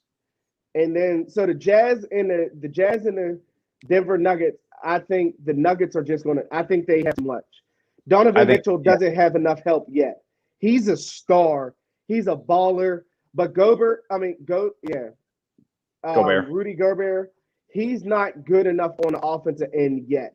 He's great on defense, but he's slow as hell on offense, and they don't have enough to bring fear to anybody. The thing with him on the offensive end is it's his entire offensive production is going to depend on Jokic, because Jokic is not a fast defender, and he's not really awesome one-on-one. And Gobert's whole offensive repertoire is put the screen, dunk the ball. That's the kind of guy that a guy like Jokic is going to struggle against. So that's going to be the battle of the bigs right there. But they got Mason Plumlee, who is a beast on the defensive end, and then they got Boa. You can't play both of them. The Jazz got shooters. You can't play them both. No, but you can. You can use it to your advantage because Plumlee is skilled enough to cover. Who's there for? Paul Millsap. No, Millsap's on the Nuggets. They've been playing. They've been playing Royce O'Neal at the 4 a lot. Yeah. But Royce O'Neal ain't exactly a big dude, so yeah, he's not gonna be able to go to the paint. But he doesn't go to the paint. He's a 38% 3-point shooter. That's his entire game: is get outside and hit bombs from deep when he's open. And against a guy like Plumlee, whose best defense is at the paint, and he's not exactly swift on the perimeter. O'Neal at the 4, Ingles at the 4. These guys. Jeff Green at the 4. These guys they're shooters. They're gonna get out there. Georges Niang. These are guys that are going to get out there, and they're just going to bomb away. It's going to be 4 out, 1 in. Gobert's going to be the 1 in. He's going to scoop up everything that misses. It's going to be Mitchell and Ingles and Conley and O'Neal and Green and Clarkson. And they're all just going to shoot. I'm just scared that those guys don't have enough to match Denver's weapons. They're Murray, Porter, Denver is a Joker. Michael Porter Jr. makes the Nuggets. They make incredible. They make them insanely dangerous the way that he's been playing. And the best thing that makes them dangerous is the fact that he has no responsibility to beat us because they already got Murray and Joker to be the 1 and 2 guys. He's just the third guy. He's the Andre Iguodala of the Warriors. He doesn't have any responsibilities. Just play defense and then just get yours whenever you can. And I think that's so scary. If you flipped Iguodala and Porter in terms of what their responsibilities were, Iguodala's was go play D and don't worry about it. Porter's is get the ball and put it in the hoop and don't worry about it. Yeah. Then you're absolutely right. Because Porter is, since he got into the bubble, he's shooting 42% from 3. He's 55% from the floor. He's scoring 22 points per game. He's been everywhere. Yeah. And if you take away his first and last games in the bubble, you just take the games 2 through 6 in the bubble that he played, you're at 60% from the floor, 51% from 3, and 26 points per game. He was absolutely scorching, and that's who he is. His game is buckets. His game is take ball, put in hoop, see you later. And he's really fucking good at it. He should not have been there 14th pick in his draft. And then to finish up with Dame Call's game, man, let's talk about who you think is the best executive in basketball's team. Yeah. First, let's talk about the Thunder. Going undefeated and how about the staying in the bubble? Well, not yet. If Portland loses, they play in. So I wouldn't count them out yet. If Portland loses tonight, is a crazy thing. If Portland loses tonight, is it Portland versus Phoenix or is it? No, Phoenix versus Memphis. Phoenix Okay. versus the Grizzlies. Portland So we have has to three-team. win. It'll be a 3-team round robin if Portland loses tonight. God damn. I think whoever's the 8 If I was Port, and the 9 plays each other for a chance to get the Yeah. play-in. Yep. So Yeah, if so- the Blazers lose tonight, they play the winner of Grizzlies Suns for the 8th seed. Yeah, but I think it's so incredible and how the coach, like Monty Williams, what he's been able to do. Shout out to Monty Williams, man. Like, just a coach who gets it in. And for you to be where you were and people are writing you off, Devin Booker is a true leader. Like, a leader, man. Like, I love watching this dude day in and day out just get after it, man. And you don't hear him complain. You don't hear him bitch. People are like, oh, he needs to leave Portland. I mean, he needs to leave Phoenix. No, he doesn't. Phoenix got some young cats. They got some young guys younger than me ready to go. Ayton is a beast. Ayton is going to be a monster. Like, they got some young skills. They got their future set. And after one more, I think two more good developmental players out of their group right now, because they got a couple of guys who could use a little bit of seasoning in Elia Kobo and Cheikh Diallo. But I mean, the core they got built between Booker and Bridges, hell, I might even say Oubre, just because I think they're going to re-sign him and stick around. Cameron Johnson shot the lights out this year, and obviously DeAndre Ayton. Yeah. Dude, I mean, they got ballers. They got young guns ready to go. I think people sleep on Kelly Oubre. Tsunami Poppy, when he gets back, he's serious. I love me some Tsunami Poppy. Yeah, but definitely shout out to those guys, man. But then Phoenix, dealing with the Houston Rockets versus the Thunder.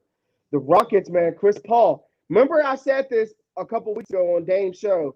I said Chris Paul is the second best point guard in the league behind LeBron James because he's a floor general. That man, year in and year out, gets slept on by being an MVP. They had a 0.02% chance to make the playoffs, and they're the number fucking 5 seed. Incredible. They've come a long way from where they were supposed to be. A lot of them have outperformed what they were supposed to do, including Chris Paul. He's had very much a turn back the clock kind of season, but to say that it was all Chris Paul it takes a lot away from guys like Danilo Gallinari, who's playing career high basketball. Takes a lot away from Shai Gilgeous-Alexander, who looks like he might be an all-star in a short few years. Takes away from guys like Steven Adams, who's really the defensive tone setter on that team. That dude is the heartbeat of the Thunder, and he has been for years. I don't care who else has been on the team. Steven Adams is the guy they've been rallying around. Shout out to Pitt. Woo woo, hell to Pitt, baby. Yeah. Shout out to New Zealand, really. But that's a complete team. I don't see them going past the second round. I do see them giving the Rockets a really tough go in the first round, because all they got to do. Russ is gone. All they got to do. That's all I'm saying. All they got to do is they got to stop Russ from being Russ, because Harden's going to get his no matter what. No, I know. I mean, if Russ is going to miss game 1. If Russ plays more than a couple of games, he's got to be his best self for the Rockets to win that series. They can't do it all on James Harden. James Harden's an amazing basketball player, and he deserves MVP consideration every single year. He's not a carry a team to the finals guy. Nope.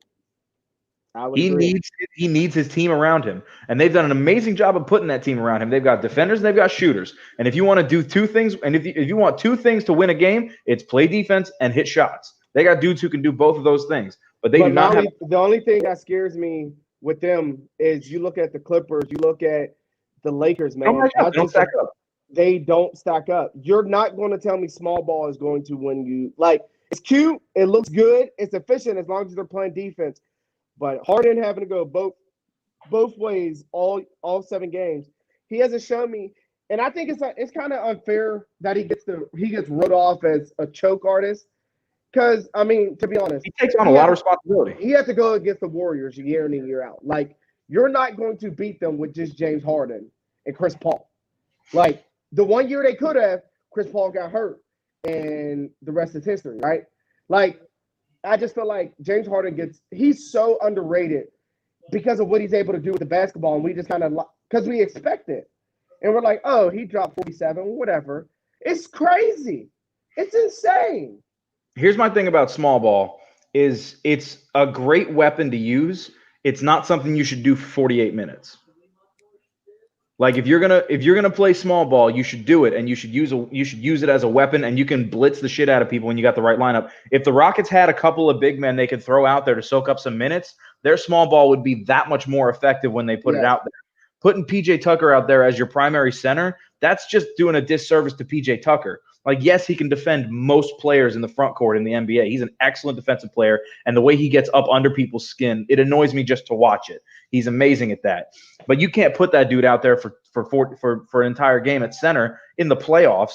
You can do it in the regular season when other teams are not really caring that much. Like you said, you can do it in the bubble. You can't do that to the man in the playoffs. He's going to get bludgeoned. You put him against the Clippers, and guys like Ivica Zubac are going to back him down and put the ball on his head. You put him against the Lakers, Anthony Davis is going to murder him. And if it's not Anthony Davis, Howard it's Dwight Howard or JaVale McGee.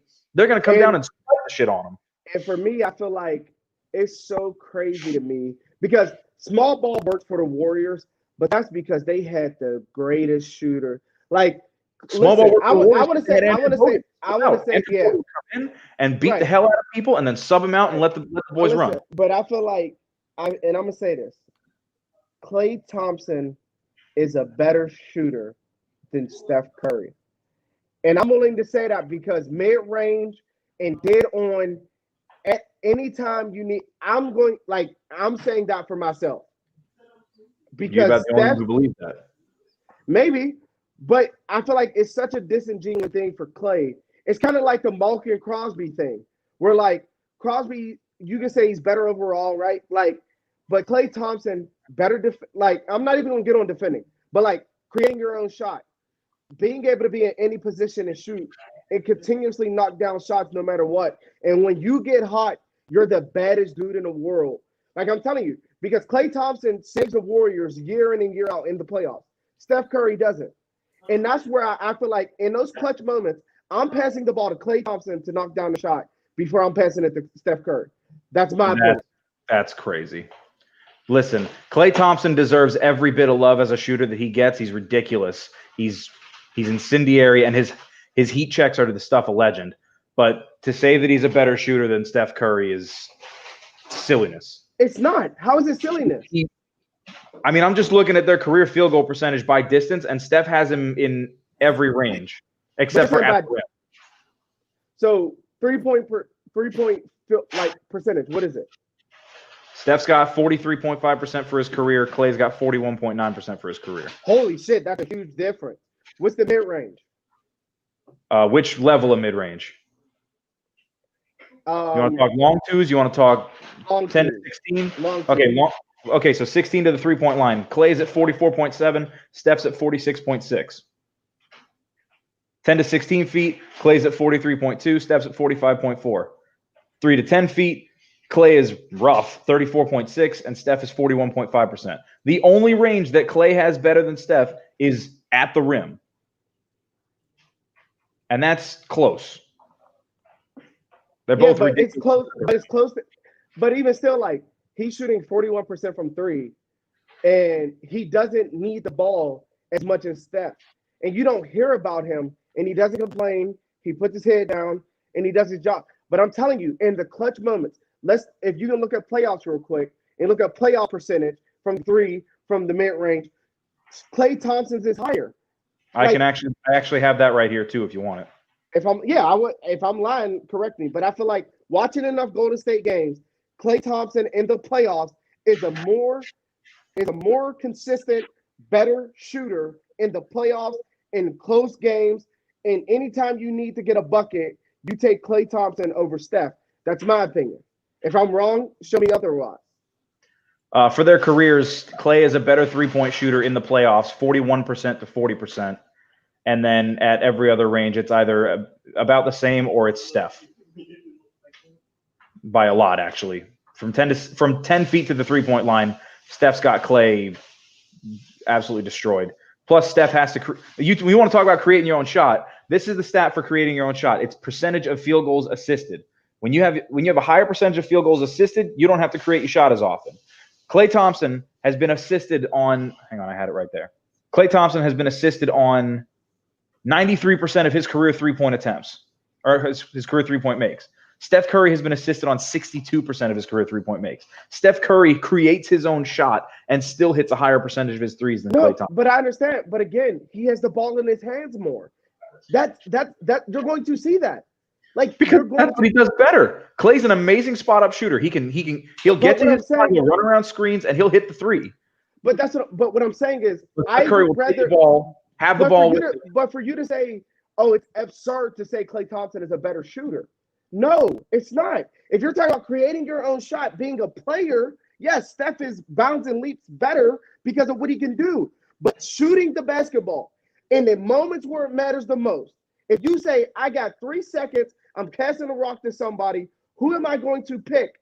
I'm picking Klay Thompson because I've seen Steph Curry not knock down that shot. That's me. And again, if you want to talk about creating your own shot, passing on that, Klay Thompson also does not demand that he gets the ball. But Klay Thompson heats check where he shows if he wanted to go to any other team and be that player, he could be the best player on the team. I don't know that could be the case. He'll be the best shooter on most other teams in all but one team in the NBA. The reason that Klay's not that guy is A, it's because it's not in his personality, and B, because he just shoots so much better from a standstill than from taking the ball up himself. But that's just who he is. He's not the alpha. If he was the alpha, he would have been. First of all, Klay is an alpha, absolute stone cold killer. Got that instinct in him, and he shows that he's an alpha on defense. I don't want to hear that Klay's not an alpha. He's an alpha. Like, dude's a go-getter. And I feel like because we say... You ask Klay if he's an alpha, he'll say no. That's not true. Kobe Bryant himself said Stephen Klay remind him the most of himself in the league. Kobe Bean, with that mama mentality, he said Stephen Klay have it more than anybody. So don't say he's not an alpha. Listen, if Klay is doing his heat check Klay thing, he's the first person I want taking that shot. And while heat check Klay happens a lot more than heat check Robbie or heat check Giannis or heat check Harden, in the absence of an absolute heat check, I want Curry taking that shot. I want him taking the ball off the court, and I want him taking the shot. But you keep saying taking it off the court. Shooting does not have to be off the court. We're talking about shooting. And if we're talking about shooting, I want the guy with the higher percentage, which is Steph. From everywhere. In the playoffs, when it matters, is playoffs play. So, by 1%. But he's 1% better than them in the regular season. No, fool. I just told you he was 2% worse in the regular season. No, you said 41.8. I said Klay was at 41.9 and Steph was at 43.5. That's 1.4%. Okay. But in the playoffs, he's 1% better when it matters. If you can look up the finals, and you can break it down by the finals, Klay is way better shooting the ball in the NBA finals than Steph. Absolutely any day of the week. Because I know you can look up the playoff. I know you can look up the NBA finals because you're a genius. I don't know if actually I can separate it like that because I'm not that good. All I get is playoffs total. I mean, if I looked up their game logs, I could do that, but that's something that would require like a 3-hour roundtable and not like an hour and a half. But that's like the debate, and we bring it back, and I'm gonna transition it because this is great. Hey, this is a lot for Dane Hall's game. Tune in Mondays at 8:30, 8 o'clock probably because of playoffs. But that's like saying, okay, you got Zeke and you got C-Mac, and running the ball, Zeke is better, but overall, you're going to take C-Mac because he's a better player. Yes, okay. I get that. Actually, that's a really good argument. I'm gonna lay it out for you right here. Why? You say that Zeke is I'm just gonna lay my whole point out here. You say that Zeke is the better runner and that C-Mac is the more complete player, and then C-Mac also has a higher yards per carry, and that C-Mac actually ran for more yards last year. But last year, you brought up career and playoffs. You didn't bring up just 1 year with Stephen Klay. So don't bring that 1 year. No, but don't bring it up with C-Mac. You brought up the C-Mac and you brought up the C-Mac. I know, but I'm talking about you said last year. No, I'm talking about last year. Bring up careers from C-Mac and Zeke, yards per game, yards per year, anything, running the ball. Not total. 10 minutes ago. I thought we were done on this. I guess I can pull them up again. No, but you brought up 1 year. You said last year. I'm talking about year in and year out. Zeke is better running the football than anybody in the league in the last 4 years. And the last 4 years is what's important for 2020. 2019 ain't more important than the last 4 years than for 2020. But you just brought up careers for Clay and Steph. That's basketball. We're talking basketball. We're talking football. Okay, We're yards per attempt career, McCaffrey by 0.1. So, okay, yards per game. Yards per game. Well, McCaffrey wasn't exactly getting all that many touches his rookie year. Oh my God. He touched the ball 107. He had 117 rushes his rookie year. You know how many? Zeke takes 5 games to get to 117 rushes. Statistically, that is literally 5 games for him. So yes, if you want to talk career stats, touches is important. This is football now. Is this the last 3? So if we would take the last 3 years between these two, it would probably match up better because Zeke's dumbass was suspended for the same amount of games that McCaffrey wasn't a part of the offense. Not really, because McCaffrey. I mean, because if we're talking about a per game thing, Zeke was. I'm gonna say it straight up. This is me being honest. Zeke was ridiculous on a per game basis for each of the first 3 years of his career. For the first 3 years of his career on a per game basis, ridiculous. He led the league in yards per game all 3 of those years. He was the best single-handedly the best running back in the NFL for those 3 years, hands down. And if we want to go by track record, he's probably still the best runner of the ball in football. But if we're going to go by track record, then Adrian Peterson is the best running back in football if careers matter. We're talking about how they are today. I'm taking Derrick Henry over Zeke. But if we're talking about careers, I'm taking Adrian Peterson over everybody. That's the different argument. If we're talking about careers, if we're talking about today. No, but again, when I said it, I'm talking about we talk about and which is why I said the last 3-4 years where the majority of the guys, AP, first ballot Hall of Famer, even though he beats the kids with Also, if we're talking about the last couple of years, I'm taking Bell over Zeke. If we're talking about the last couple of years versus last year, Bell's still more dynamic than Zeke. Yeah, you can't just. I mean, as a pure running back and a overall back that in the league today, I'm taking Bell over Zeke. Let's pull up the rushing yards leaders for 2017. I'm interested now.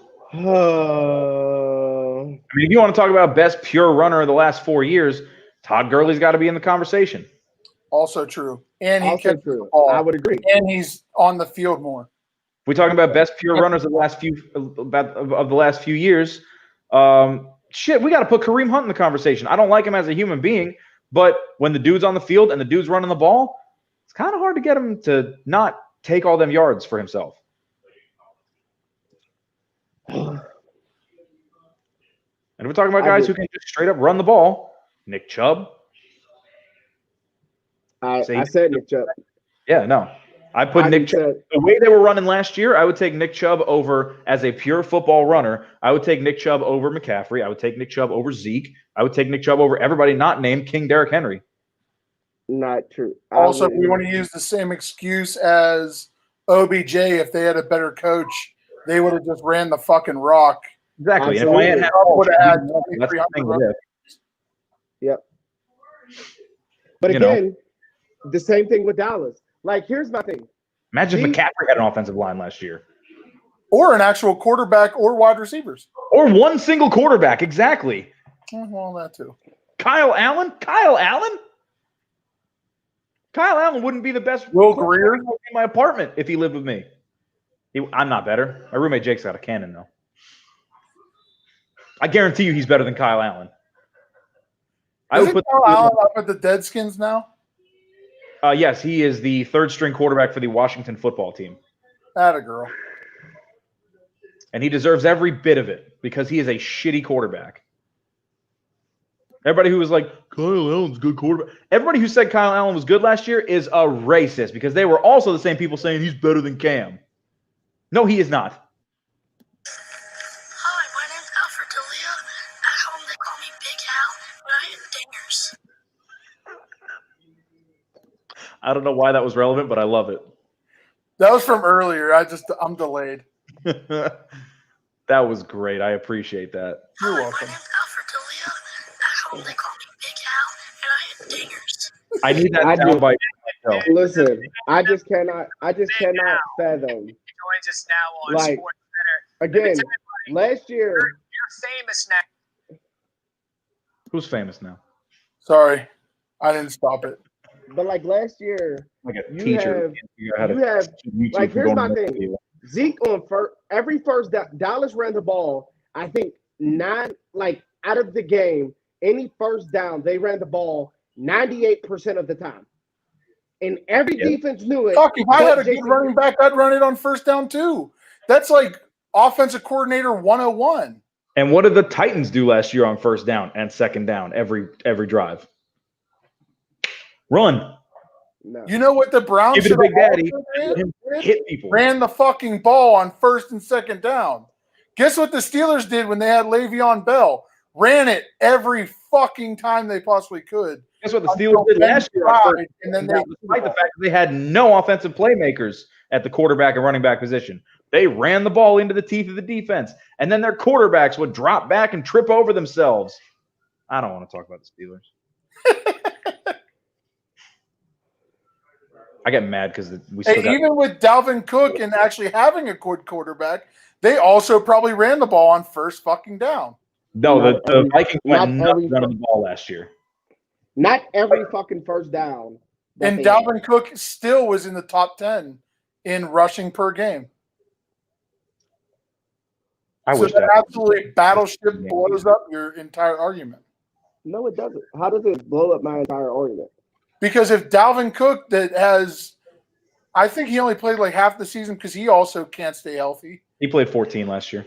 He played 14 fucking games. That's impressive. You But guys, he still ran the ball, Shout out to Dalvin. Go Knowles. don't even get me started on that fucking team. That was listen. I just got that news about the wide We receiver. are today. on a track record of players coming out trying to blow up their own team and then getting shit on by their teammates.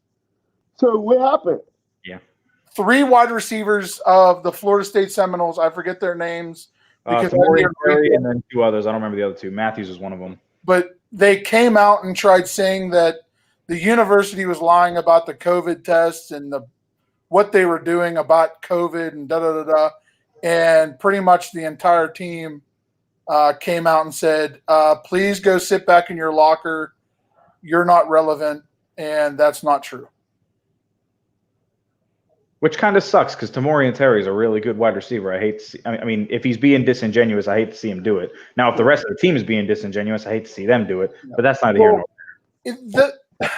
So the whole thing with Florida State, I kind of half believe it, just because I forget the defensive tackle that came out early in the offseason saying that he didn't like how the coach handled talking about the players or having player meetings or some shit like that. So I kind of like half believe it. Yeah, they settled that though. I mean, that was Marvin Wilson. He's a team leader. He's a guy that he's a captain. You know, he spoke out about it. He went and talked to Coach Norvell, and they handled it like adults. I don't know so much about this situation. I don't know that this one's being handled like adults, and on any level. Yeah.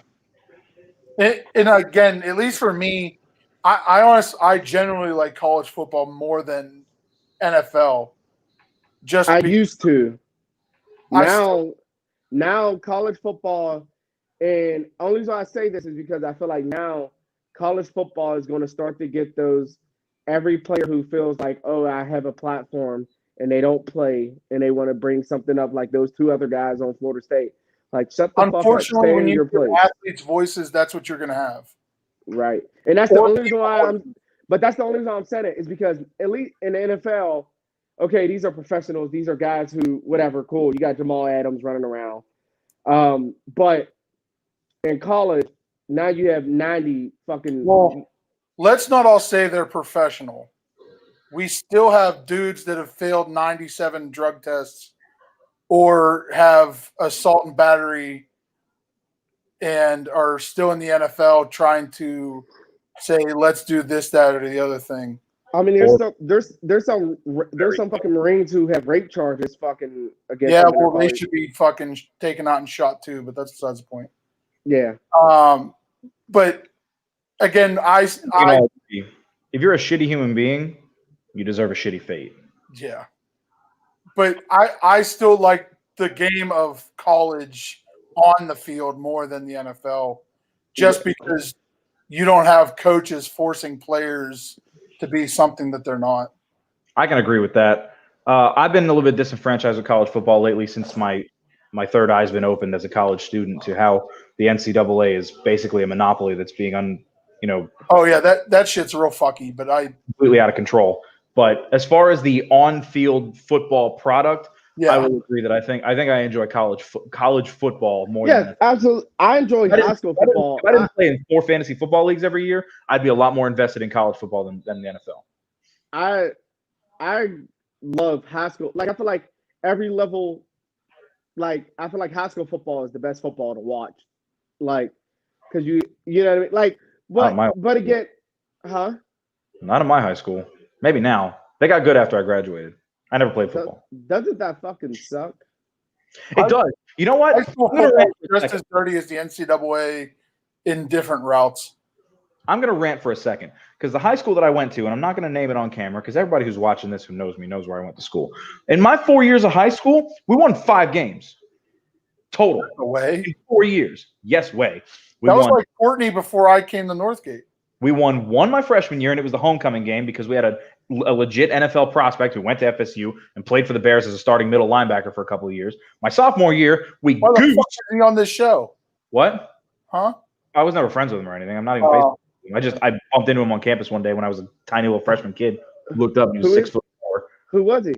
Christian Jones. He was a starting middle linebacker for the Bears and Lions for a couple of years. I think he's still on the Lions roster. He's fighting for his starting job. He's going to be on the roster. But anyway, my sophomore year we goosed. My junior year we won 1. And then my senior year we finally won 3 games. And I was like, oh my God, we're a good football team again. And we weren't. We went 3-7. It was still a shitty year. We won the homecoming game, and that was nice. And then the next year they go like 5-5. And I was pissed. Here's the thing that bothered me the most about, since we're going on rants, I'm not going to say the name of my school because the last time I did, I had a whole video talking about fuck everybody at that school. So we're not going to do that. But last time you did that, you weren't welcome back for a while. I still may not be. But anyway, so yes. Absolutely. No, it was in my car. Yeah. Anyway, we're not going to talk about that. But we were in a conference where we had Cardinal North Catholic, which was a Catholic school who had Trojans. Like they were the Trojans and they had fucking Goliath, David, and all of his other friends.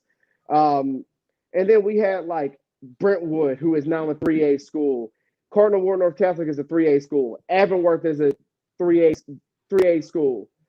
And like we had to go against these teams year in and year out. West Shamokin, I mean, we went against guys that were fucking brutal. The year I graduate, fucking now they got teams who actually deserve to be in single A. To be fair, that was also helpful that the WPIAL reclassed everybody. Yeah, because if they would have reclassed everybody, let's say my junior year, Northgate wins a WPIAL championship, and I have zero doubt about that. We were so good, but we were going against guys above our class, and we just didn't have the hitters on our team to do it. You know what I mean? Like, it's different when you have a mentality. Like right now, where I coach, man, them little motherfuckers, I swear to God, all them dudes on my team, they have no fear in their heart. It does not matter with anybody. They will go to war at any moment. We can say, hey, cuz, we about to play football at 10:30 right now. Meet us at the field. All my guys are going to be there. They are hitters. Like, it's insane. You know what I mean? So I feel like, but when you got guys who are like, oh my God, like, I don't want to do it. It's just the last 2 schools I was at. Yeah, fucking pussies. Don't name them though, George. Naming schools who you don't like is bad, but I'll name them for you. No, I'm just playing. No, but like I feel like nowadays, like so what I was getting on. So like obviously high school, you don't have like schools taking advantage kids, but I feel like, and again, I mean I don't blame kids for moving schools, but like IMG having an academy for athletic students and having like 6 varsity like football teams is like bonkers to me. And like Courtney was talking about, like North Catholic or even like Central Catholic here in PA, they recruit. I mean, we all know it. So like that's like where the like gray area comes in the high school for me. But I still like college, even with everything going on. For the I'll say the majority of kids, you still have the majority of guys playing the sport for the love of the game in the attempt of moving up. And I think what's so fucked up is the fact that when you go to these Catholic schools and they recruit you, some way, somehow you're eligible that year. But let you lead our school. No, most of the time. They find a way. But let you lead our school because you can't afford it or you're not playing. They make sure that once you lead our school, you don't play. And I'm talking about Central Catholics, the Cardinal Wardner Catholic. You can leave Sierra Catholic. You can leave Bishop. Nobody gives a fuck. Like, fuck it. I would leave too. Actually, the Bishop Canavan is actually good.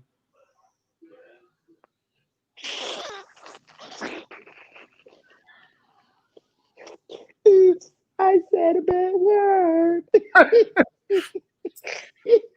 But like, I still, even with like the dirtiness of the NCAA, which I honestly think this year, more than any year that I have followed football, has, I feel like that like Wizard of Oz curtain been like absolutely ripped off of the NCAA to the public, which I love. And like I still think it's going to continue to, especially since now in especially football, basketball, most like good basketball players are only in school for a year anyway. But especially football, now that you basically have a mulligan to transfer, or if you're Ray Lewis's kids, you transfer 16 times. I'm not going to talk about that though, and still be able to play. It's a good and bad for both parties. Here's what I think is so funny. It's like the NCAA director came out and said, we can't control the football program. That's because they know they're the money makers. They literally said, we cannot control. We have no control where they're specific. All I know is if I'm a tennis player right now, if I play golf in college, if I play fucking badminton, I'm tearing everything up, or whatever. I'm praying to fucking God that season. my school has a football season. Right. Same with a basketball season if they're even half good. Even if they go to NIT, I'm praying to Christ that they have a fucking season just so I can. Right. Because that's the unfortunate part.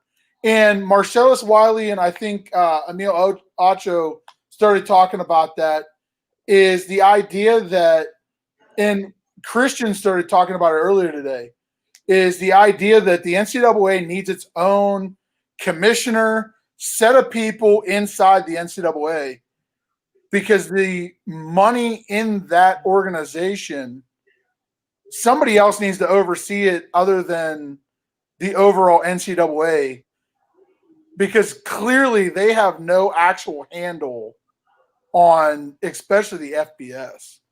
It's like paper, bitch. Seriously, it's like the episode in Other Guys when they're like, "Hey, who wants to fill out this paperwork?" He's like, "I'll do it." That's the fucking NCAA. Pretty paper, much. Bitch. But no, it's a joke, and I feel like I just can't stand. Like it's so funny how like these football players were granted a year of eligibility, but the spring semester that got canceled in the middle of it, they said, "No, fuck you. You don't get it. You don't." Well, no, they gave it. I mean, most of them were at the tail end, or were going into like March Madness, so their season. Basketball, but like bowling, the bowling team didn't even start yet. They don't make any money, so they don't Hey, care. First of all, fucker. Hey, shout out to the PBA Bowling League, cuz. Is that You college? just- No, it's P is professional, Professional Bowling That's Association. what I thought. and the B is bowling. So the National Dickhead. Championship of Bowling Scholastic Athletic Conference probably makes 4 See. cents. BSAC. Yeah, I've heard of that.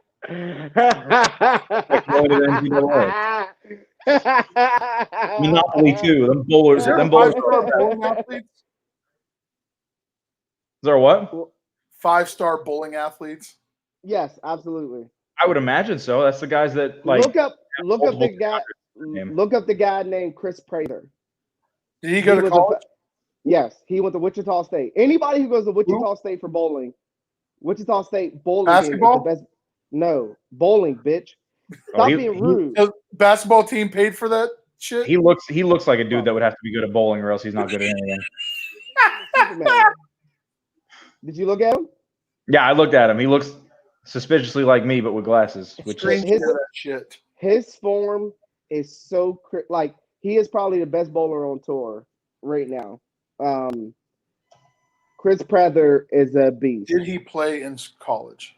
Yes, he went to Wichita State, which I'm telling you, and won championships for Wichita State. Yes. But there you I'm go. also praying that the rumor of these backdoor deals of the SEC and Big 12 trying to lure Jesus Christ, that's your cousin.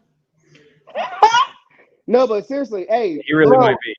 can bro, you if pull a video? Can you pull a Clark Kent video? and Superman were real people, that's your Yes. Clark Kent. That's what I'm talking. That's his nickname. But hey, pull I mean- up a video of just watch Chris Prather. Yeah, Oh, go we're to videos. definitely getting It's banned not on going to be a YouTube point. now. Yes, hit the large screen. Man, I don't want to watch a bowling video. No, please, seriously, do it. I mean, I'll do it. Oh, But we just gave Google some free plug. What the fuck? And whatever the fuck this shit is. State Yeah. Farm. Well, I use State Farm, so that's fine. All right, State hey, Farm. State Farm got that this kinky part. this guy is so smooth at Look the at how that line. bowling ball For all of spins you every- non-bowlers, hey, I'm gonna have PBA Jay Medina, who's in the group. He's gonna come in and break down some bowling film. But this stuff is not easy to do, by the way. You better find He's shit just- that's non-copyrighted. Hey, Yeah, I do not own this video for anybody that's watching that's going to sue me for like the 11 cents that I got. but just watch, man. Hey, Listen, I got wait half a bag of till- Cheetos. That's about the only thing that I got to my name right now. All of 6 cents that Loudmouth Sports Talk owns. his form, his technique, he's just so smooth at the bottom. It's He's so. so close to I'm the not a line with bowling. that I'm not a line. bowling professional. He has a But hey- smooth bottom, you said? Yes, that too. Wait, what? Sorry. He's also got grip that's tape on his hand. which is very common. But I don't know. It feels It's like an good- unfair it's advantage. it's kinetic tape, not grip tape. It's kinetic tape, KT tape. Still feels unfair. Pinky tape? He just kicked that thing. Look at that. Oh Look at how my he kicked it. god, that takes skill for you to be able to do that. He's My trying to wrist oil- hurts oil- watching this. yes. Yeah, no, my wrists are And- shot. and he's about to flush the pocket. He's about to go Excuse 10 me? back. He's about to flush the pocket. The pocket is the 1-2 or the 1-3 part of the bowling ball where the ball enters. That's their best strike I percentage. feel like by the that way, could guys. be some way different terminology there. Sure. All right. Hey, stop it. All right. So watch this. So quick, smooth. Oh, Oh. that was really smooth. The same, and just so sweet. So, oh my goodness. I can watch this all day, by the way, guys, and watch him smash the pocket. The pocket, by the way, is either, if you're a right-hander, it's the 1-2. Watch where, oh, it didn't show it. all about his Because we're release. focusing on his motion, on his release. Yeah, so this is the bowling hour. But Listen, I know we're not going to get a whole lot better than Loudmouth Sports presents Chris Prather bowling. So that's going to be it for me tonight, boys. I got to hop off before we hit 2 hours, or else I lose a bet. we're about to hit 2 hours, so you got like 30 know. seconds, cuz. Y'all have a great night. Shout out to my my stylist. She makes me look great. And I'll talk to y'all again soon. Sure, fucking All nuts. right, peace. All right, brother. You got anything else? Nah, man. I think we're good. As always, shout out to Bombshell Bowling. Yes. Again, ma'am. all for your great loudmouth merch. Go check out Bombshell Bowling, bombshellbowling.com/loudmouth sports talk. Our tanks are discontinued, at least for the rest of this season, or I guess this year. We got still t-shirts, male and female, everything from small up to husky, big boys. Like Courtney is wearing currently, we are going to be wrong one. Like Courtney's wearing now. Our official announcement's going to be next week for those guys. We're excited about having the hoodies. We're going to do pre-orders. That way Miss Michelle can get the shirts in for everybody and get them taken care of properly. And then obviously for the rest of the week, we got mucking and grinding tomorrow, off top rope Saturday, and then we start the week back over for hopefully a normal week. We had some changes just due to availability and stuff like that. And obviously Courtney with his bum finger, we had to call it off last night, but we plan on having a big old show next week for Into the Trenches with me and him. Climbing deep into them bitches, baby. Woo! Sure, damn mess. All right, brother. We in them Anything else? trenches. We in them trenches. We in them trenches. We in the trenches. No, I'm kidding. Hey, it's a beautiful day to save lives, guys. Hug one another, love one another. Black Lives Matter. Quick shout out to Littell Williams. This is like the 6th show that I've been a part of that you're always in the comment section. We need to get him man. on the show. Let's get him on the show. We'll hit him up. We'll see if he wants to. He absolutely. But everybody that was in the comment section tonight, thank you. Obviously, your questions add to our content. So, Sean Christopher Moment is a very good bowler. Is underrated. Shout out to my Uncle Sean, man. Shout out to you, cuz. Represent for the Bowling Nation. all right, brother. Good night.